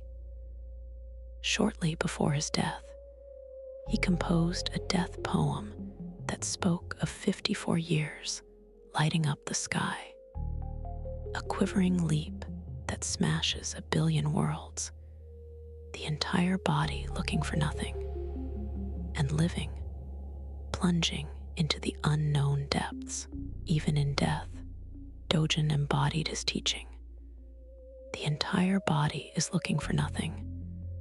This is Shikantaza distilled to its final essence.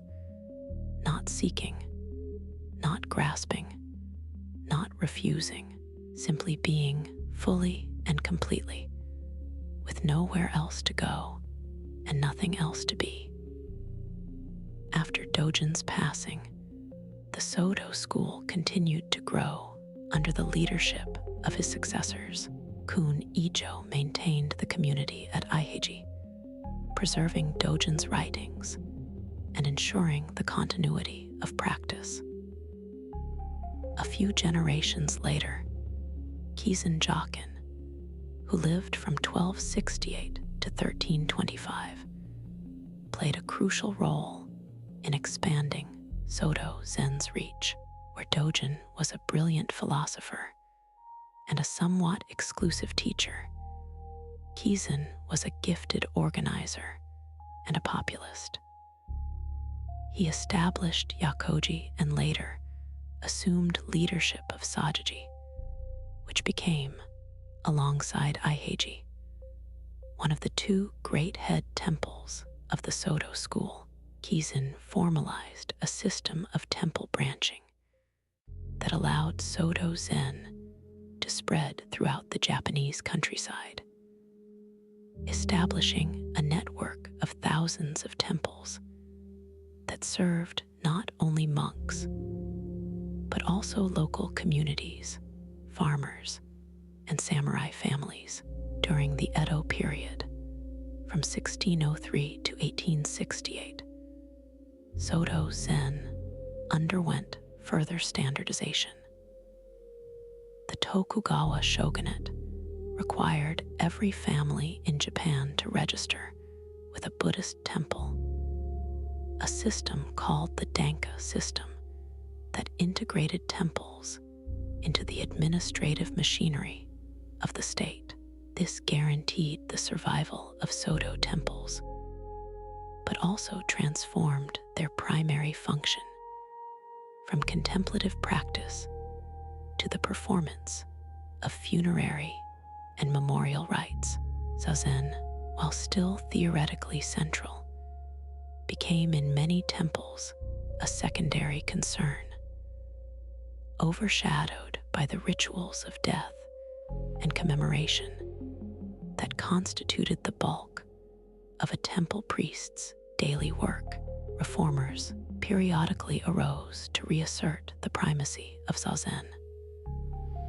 Manzen Dohaku, in the late 17th century, advocated a return to Dogen's original teachings and insisted that Dharma transmission should be based on a genuine face-to-face encounter between teacher and student, not on bureaucratic lineage inheritance. His efforts, supported by a Tokugawa edict in 1703, banning alternative transmission methods, helped solidify Shikantaza's place as the official core practice of the Soto school. Even as the daily reality of most temples continued to revolve around rituals for the dead, by the early 20th century, Soto Zen had grown into the largest Buddhist denomination in Japan, with nearly 14,000 temples spread across the country. But the practice of Shikantaza, the living heart of the tradition, was in some ways more alive in the margins than in the institutional center. It was independent, unorthodox teachers, often working outside the official hierarchy, who kept the flame of genuine seated practice burning most brightly. One of the most influential of these figures was Kodo Sawaki, who lived from 1880 to 1965. Sawaki was a wandering Zen master who refused to settle permanently at any one temple. He traveled throughout Japan, teaching Zazen to anyone who would sit, insisting that the practice of Shikantaza was not the exclusive property of monks or institutions, but the birthright of every human being. He was famous for his blunt, provocative style. He said things like, "Zazen is good for nothing," by which he meant that Zazen is not a means to an end. It is not good for reducing stress, not good for achieving enlightenment, not good for self-improvement. It is simply good for nothing. And in that nothing, that complete absence of ulterior motive, the deepest freedom is found. Sawaki's most prominent student, Kosho Achiyama, continued this teaching with his own quiet eloquence. Achiyama coined the phrase, opening the hand of thought, to describe the essential gesture of Shikantaza. When you sit, thoughts arise. That is natural and inevitable. You do not need to fight them, but neither do you need to hold on to them. Imagine your hand clenched tightly around a thought, a worry, a plan, a memory. Now imagine simply opening your fingers and letting it go, not throwing it away, not suppressing it, just opening. The thought may linger for a moment, like a bird resting on an open palm, but eventually it flies away on its own. This image, the open hand of thought, captures the gentle, non-aggressive quality of Shikantaza perfectly. It is an act of release, not of control. Through teachers like Sawaki and Achiyama, the tradition of Shikantaza remained vital in Japan, even as the institutional structures of Soto Zen became increasingly focused on ceremonial functions. And it was through one particular student of this lineage that Shikantaza would make its most dramatic journey yet, crossing the Pacific Ocean to take root in a culture that had never heard of Zazen, never seen a monk face a wall in silence, and had absolutely no context for the radical proposition that sitting still and doing nothing might be the most important thing a human being could do. His name was Shunryu Suzuki, and his arrival in San Francisco in 1959 would change the face of Western Buddhism forever. Suzuki was born on May 18th, 1904, in Kanagawa Prefecture, southwest of Tokyo. His father was the abbot of a small Sodo Zen temple, and the young Suzuki grew up immersed in the rhythms of monastic life. He was ordained at a young age, studied at Kamizawa University, the Sodo Zen University in Tokyo, and served as a temple priest for decades before making the journey to America. When he arrived in San Francisco, he was 55 years old. He had come to serve as the priest of Sakoji, at that time the only Sodo Zen temple in the city, which primarily served the local Japanese American community. The temple, a former Jewish synagogue on Bush Street, was a modest affair. Suzuki's living quarters were a windowless room on the second floor.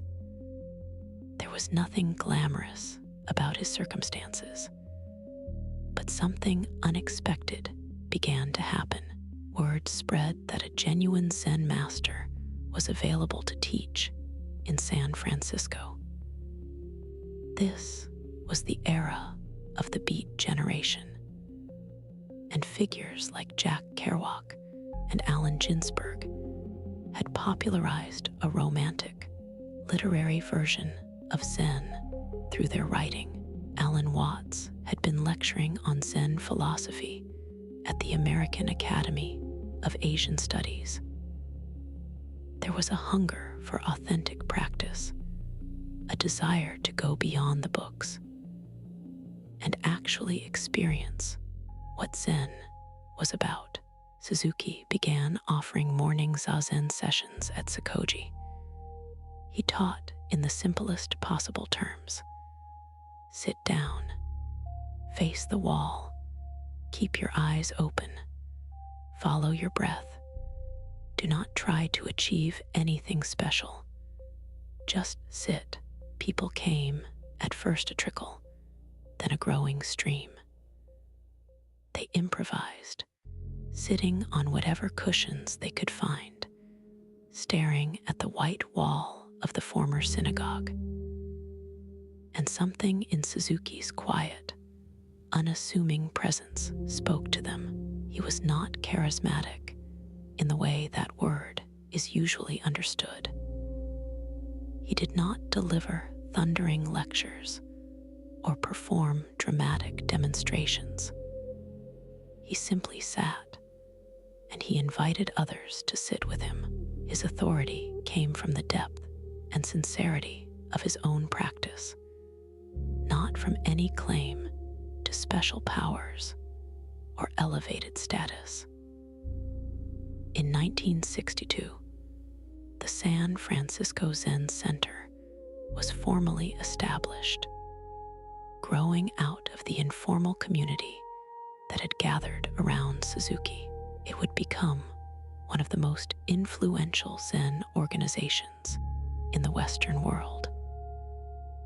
In 1967, the Zen Center established Tasajara Zen Mountain Center in the mountains south of Carmel Valley, California, making it the first Zen Buddhist monastery outside of Asia.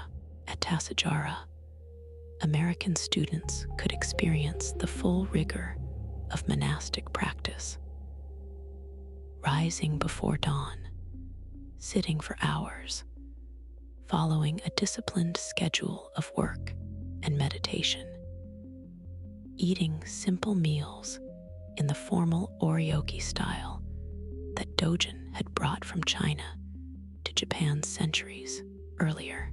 Suzuki's teaching was captured in a book compiled by his student Trudy Dixon and published in 1970 under the title Zen Mind, Beginner's Mind. The book became an instant classic, eventually selling millions of copies and introducing Shikantaza to an audience that Dogen could never have imagined. Its opening line has become one of the most quoted sentences in modern spiritual literature. In the beginner's mind, there are many possibilities, but in the experts, there are few. This single sentence encapsulates the spirit of Shikantaza. The beginner approaches meditation without preconceptions, without expectations, without the burden of knowing what is supposed to happen.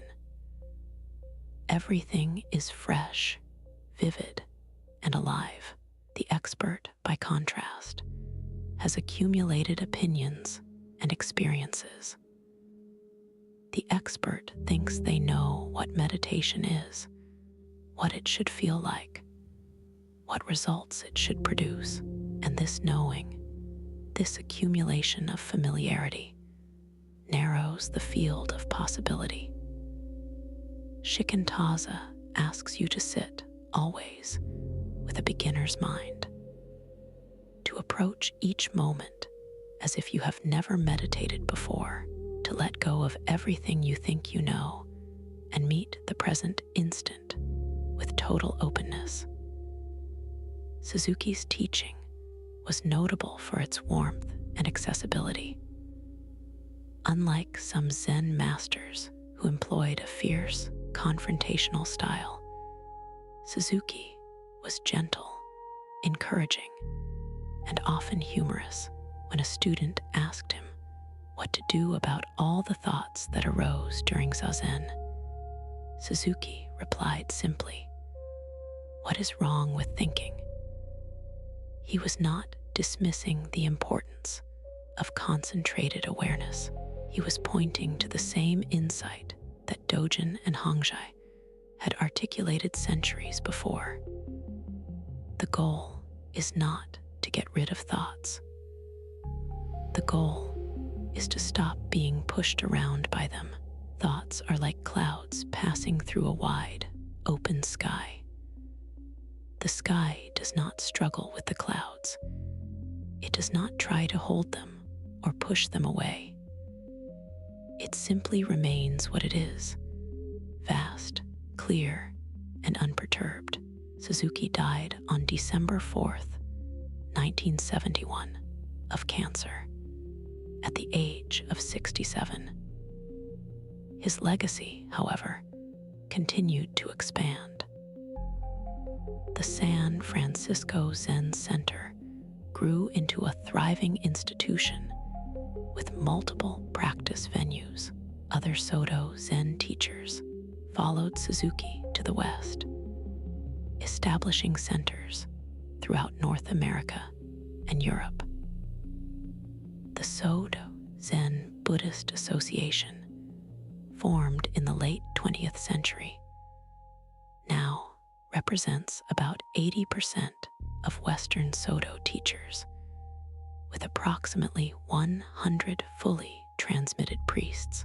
And in 2010, the association approved a groundbreaking document honoring the women ancestors in the Zen tradition, recognizing female teachers dating back 2,500 years across India, China, and Japan, allowing their names to be included in the lineage chants, curricula, and rituals offered to Western Zen students. The spread of Shikantaza to the West has not been without its complications. Cross-cultural transmission always involves adaptation, and the Zen that is practiced in San Francisco or London or Berlin is inevitably different from the Zen practiced at Aiheiji. Some of the cultural context has been lost. Some of the ritual framework has been simplified. There are ongoing conversations about how to maintain the depth and integrity of the practice, while making it accessible to people who live in apartments, work office jobs, and do not have the option of spending years in a mountain monastery. A modern Soto Zen teacher named Shinzen Young has described a technique he calls do nothing meditation that bears remarkable resemblance to Shikantaza, and that has been influential in introducing this style of practice to secular Western audiences. In this method, the practitioner is instructed to let go of all mental intentions without trying to meditate or concentrate in any way. Any distraction or thought is permitted unless the practitioner notices themselves intentionally thinking or doing something, in which case they must release that intention. This approach strips the practice down to its absolute essentials and makes it accessible to people who might be intimidated by the Buddhist vocabulary and ritual framework that traditionally surround Shikantaza. Another contemporary teacher, Jundo Cohen, has emphasized that Shikantaza should not be taken too literally as just sitting. The word just does not mean merely. It means completely or nothing. But it is the difference between casually sitting on a park bench, scrolling through your phone, and sitting with every fiber of your being engaged in the act of sitting. Cohen has compared the practice to the experience of those interlocking finger puzzles, sometimes called Chinese finger cuffs. The harder you pull against them, the tighter they grip. But when you relax, when you stop fighting, the cuffs release effortlessly. Shikantaza works the same way. The harder you try, the more tangled you become. But when you truly let go, when you release even the desire to let go, something opens up that cannot be forced. The modern Soto Zen teacher, Shohaku Okumura, a Dharma heir of Kosho Achiyama, has offered perhaps the most accessible description of the practice. He says that in Shikantaza, we do not set our mind on any particular object, visualization, mantra, or even our breath itself. When we just sit, our mind is nowhere and everywhere.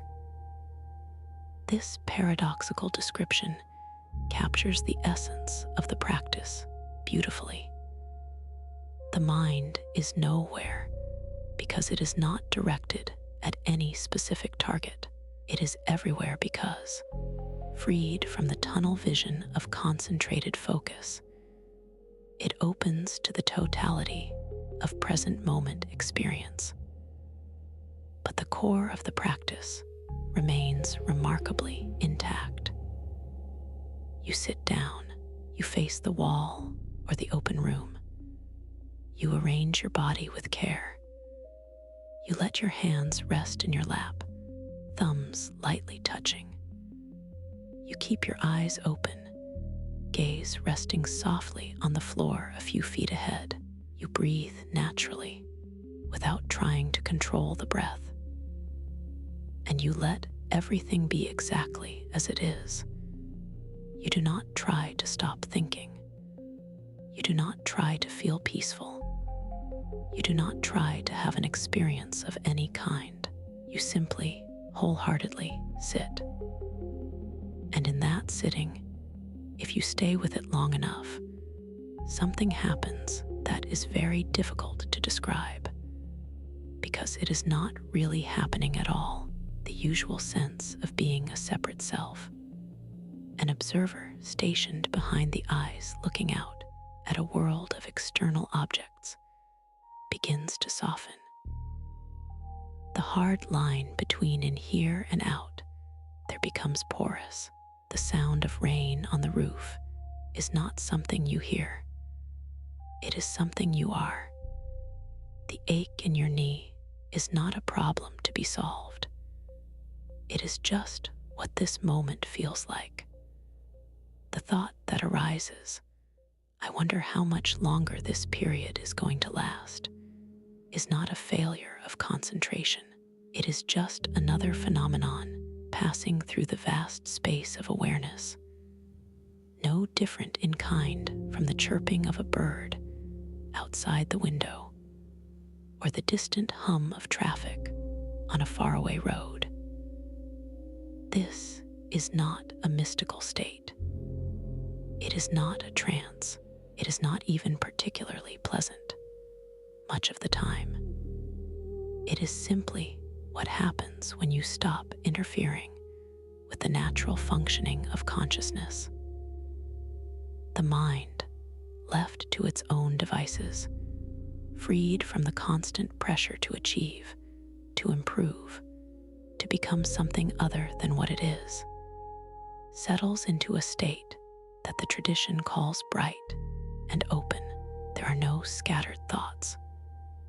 And eventually, even the method of not having a method falls away, and not one thought remains.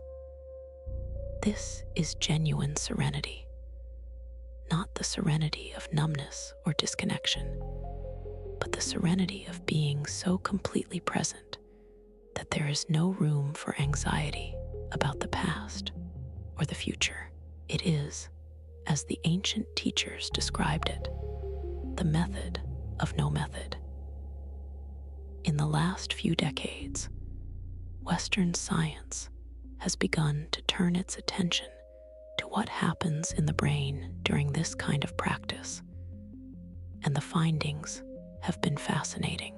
Researchers at institutions, including Emory University, the University of Wisconsin-Madison, and the University of Oregon, have studied the brains of experienced Zen meditators using functional magnetic resonance, imaging, and electroencephalography.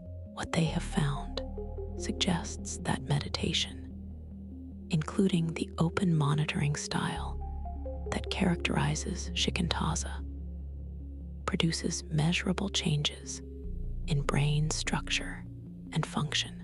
One consistent finding is that experienced meditators show increased cortical thickness in regions associated with attention, sensory awareness, and emotional regulation.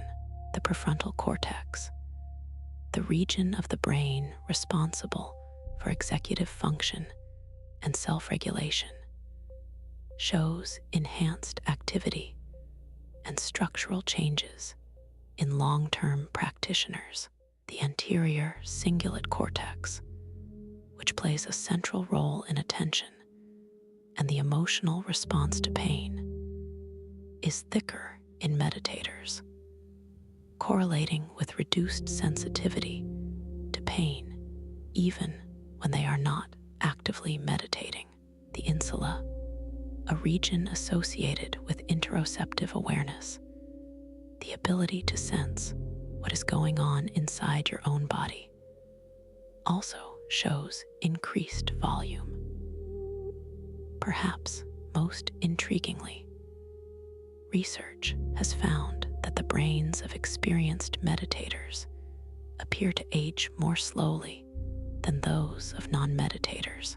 One study found that the cortical thickness of meditators between the ages of 40 and 50 was comparable to that of non-meditators between the ages of 20 and 30.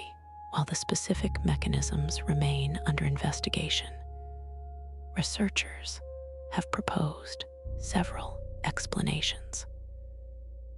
The intense mental engagement of meditation may stimulate the growth of new neural connections. The stress reduction associated with regular practice may protect brain regions, particularly the hippocampus and hypothalamus, that are vulnerable to the damaging effects of chronic stress, and meditators may simply maintain healthier overall lifestyles, including better sleep and eating habits that contribute to brain health. A study published by researchers at the University of Zurich examined the electroencephalographic activity of the brain during Zazen specifically, using a technique called intracortical source localization to identify which brain areas were most active compared to ordinary resting states. Zazen was associated with increased alpha wave activity in right hemisphere regions, including the prefrontal cortex, the insula, and parts of the somatosensory and motor cortices. These regions are associated with automatic memory and emotion processing, sensory awareness, and body consciousness. At the same time, Zazen showed decreased activity in left hemisphere regions associated with conceptual thinking and self-referential processing, including the angular gyrus and portions of the posterior cingulate cortex, which is a key node in the brain's default mode network, the network that is active when the mind is wandering, daydreaming, or ruminating about itself. This pattern aligns remarkably well with how Zen masters have described the experience of Zazen for centuries. The reduction of conceptual thinking and self-referential processing corresponds to what Dogen called non-thinking. The heightened sensory awareness corresponds to the bright, open quality that Hongzhi described. The increased activity in regions associated with embodied awareness, with feeling the body from the inside, corresponds to the emphasis that all Zen teachers place on posture, on feeling the weight of your body on the cushion, on being grounded in the physical reality of this moment. It is important to note that this research is still in its early stages. Sample sizes are often small. Not all findings have been replicated, and the question of causation remains complex. Does meditation change the brain? Or are people with certain brain characteristics more drawn to meditation in the first place? Likely, both are true to some degree, but the emerging picture is consistent with the claims that Zen practitioners have been making for centuries. That sustained, disciplined practice of objectless awareness produces lasting changes in the way the mind works, changes that manifest as greater emotional equanimity, heightened attention, reduced reactivity to stress, and a more vivid, engaged experience of everyday life. Giuseppe Pagnoni, an assistant professor of psychiatry at Emory University, who has conducted studies on Zen meditation, has suggested that meditation should not be understood as a relaxation technique, but as training in the skillful deployment of attention. This framing resonates with the Zen tradition's insistence that Shikantaza is not about going limp or spacing out.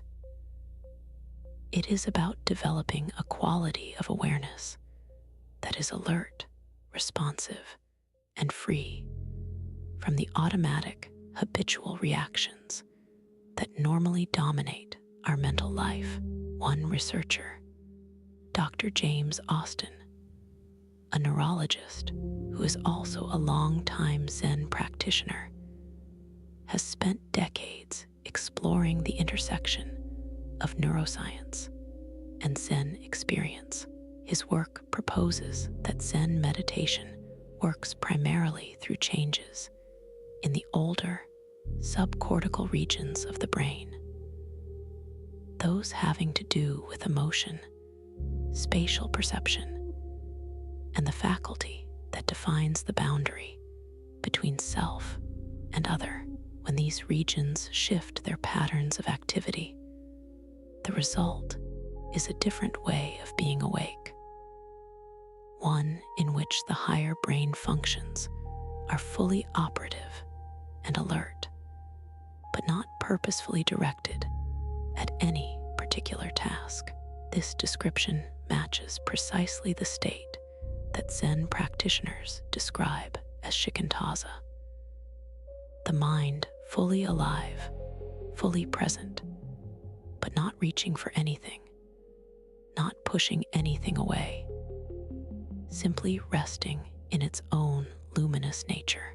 Austin has also noted that the traditional Zen instruction to keep the eyes slightly open during meditation and to cast the gaze softly downward may have specific neurological significance. This posture appears to favor what he calls bottom-up processing, in which sensory information flows into awareness without being filtered or organized by the goal-directed top-down processing of the prefrontal cortex. In other words, keeping the eyes open and the gaze soft may help disengage the executive functions that normally control and organize our experience, allowing a more raw, unmediated form of awareness to emerge. This is consistent with the Zen teaching that Shikantaza involves letting go of the controlling, managing, evaluating self, and allowing experience to unfold on its own terms. Interestingly, Austin compares this quality of awareness to the heightened alertness of a skilled birdwatcher. The birdwatcher in the field does not fix their gaze on a single point. They keep their visual and auditory senses alive in all directions, poised to notice any flicker of movement, any trace of birdsong from any quarter. This panoramic, receptive alertness is remarkably close to the state of mind cultivated in Shikantaza. You are not looking for anything specific. You are simply available to whatever appears. It is a lovely convergence. The ancient contemplative tradition and the modern scientific enterprise arriving by very different paths at a similar understanding of what it means to be fully conscious. The monks who sat facing walls in mountain monasteries 1,000 years ago did not need brain scans to know what they were experiencing. But it is satisfying, in a way, to see their insights confirmed by the instruments of modern inquiry. And yet, the tradition would caution us not to lean too heavily on scientific validation. Shikantaza was never meant to be justified by its results. It was never meant to be practiced for its benefits. The moment you sit down in order to improve your brain function, or reduce your cortisol levels, or become more emotionally resilient, you have introduced an ulterior motive, and the purity of the practice is compromised. This does not mean that these benefits are unreal or unimportant. It means that they are, from the perspective of the practice itself, beside the point. The point of Shikantaza is Shikantaza. The point of sitting is sitting. The point of being present is being present. There is no further destination. Dogen put it with characteristic elegance when he wrote about a fish swimming in the ocean. When a fish swims, he said, it swims on, and there is no end to the water. When a bird flies, it flies on, and there is no end to the sky. No fish has ever swum out of the water. No bird has ever flown out of the sky. When they need just a little water or sky, they use just a little. When they need a lot, they use a lot. In this way, each creature realizes its full capacity in every moment. You are like a fish. You are like a bird. The element you swim in, the sky you fly through, is this very moment, this breath, this heartbeat, this sound, this silence. You have never left it. You cannot leave it. And when you sit down in Shikantaza, you are not trying to get somewhere you have never been. You are recognizing where you already are.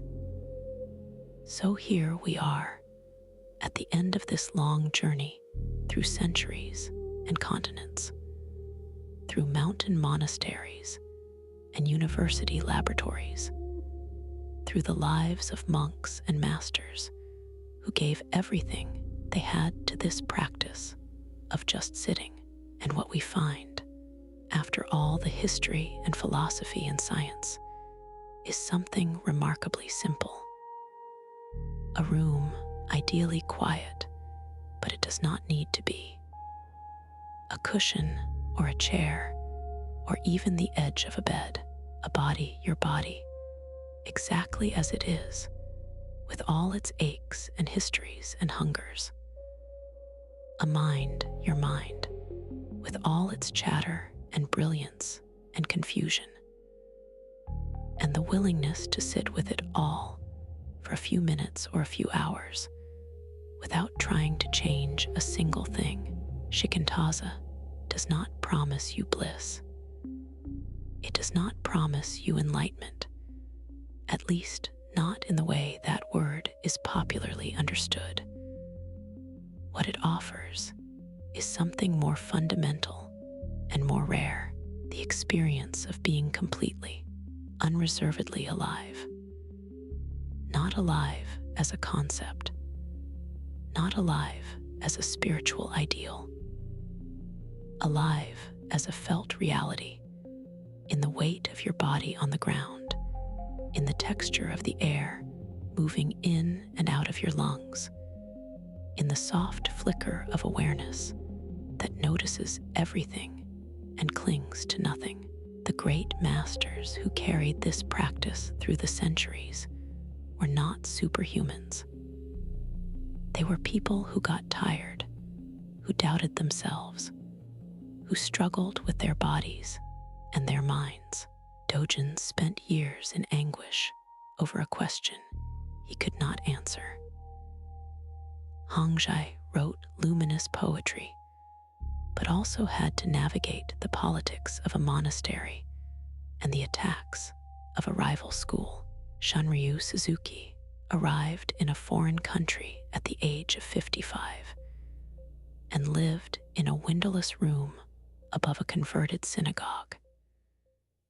None of them had it easy, but all of them found, through the practice of just sitting, a quality of peace that was not dependent on circumstances, a peace that could hold sorrow and joy equally, a peace that did not need anything to change in order to be complete. That peace is available to you right now. It is not hidden in a monastery in Japan. It is not locked behind years of training. It is here, in this breath, in this moment, in the simple act of being aware. All you have to do, as Dogen said, is sit down. There is a modern Zen saying that goes something like this: you should sit in meditation for 20 minutes a day. Unless you are too busy, then you should sit for an hour. The humor masks a real insight. The busier your mind, the more agitated your life, the more you need the quiet of just sitting, not to escape the agitation, but to make space for it, to give it room to breathe and settle. The way a jar of muddy water clears when you stop shaking it and simply set it down. You do not need to filter the water. You do not need to do anything at all. Just set it down and wait. The mud settles of its own accord. The water clears. And what is revealed is not something new. It is what was always there, hidden by the turbulence. This is what Shikantaza offers. Not a transformation of who you are, but a clearing away of the noise that prevents you from seeing who you have always been. The philosophers call it the ground of being. The poets call it the original face. Dogen called it the oneness of practice and realization. Hongzhi called it the silent illumination. Bodhidharma simply sat and faced the wall. Whatever you call it, whatever conceptual framework you place around it, the lived experience remains the same, a moment of absolute simplicity in which the mind stops grasping, and the world stands revealed in its ordinary, astonishing beauty.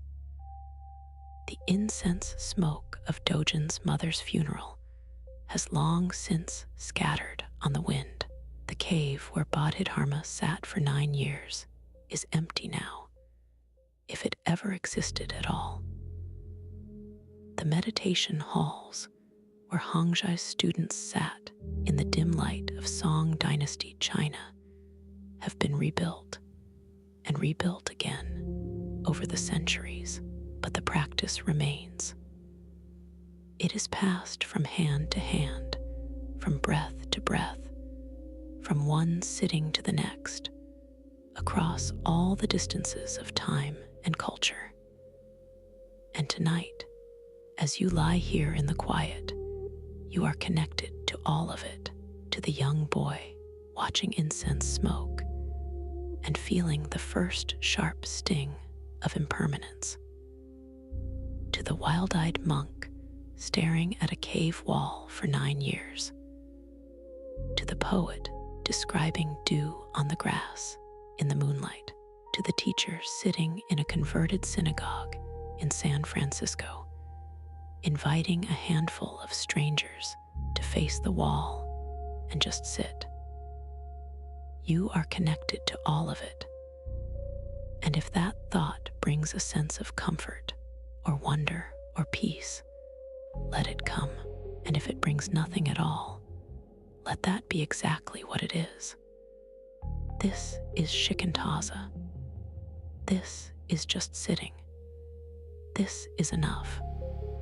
If this journey into the heart of Zen practice resonated with you, and you would like to hear more stories like this one, please take a moment to like this video and subscribe to Boring Zen. Every like and every subscription helps us continue creating these deep explorations of Buddhist thought and meditation. Thank you for being here tonight. Thank you for listening, and wherever you are, whatever you are carrying, may you find in the simple act of sitting a moment of peace. Good night.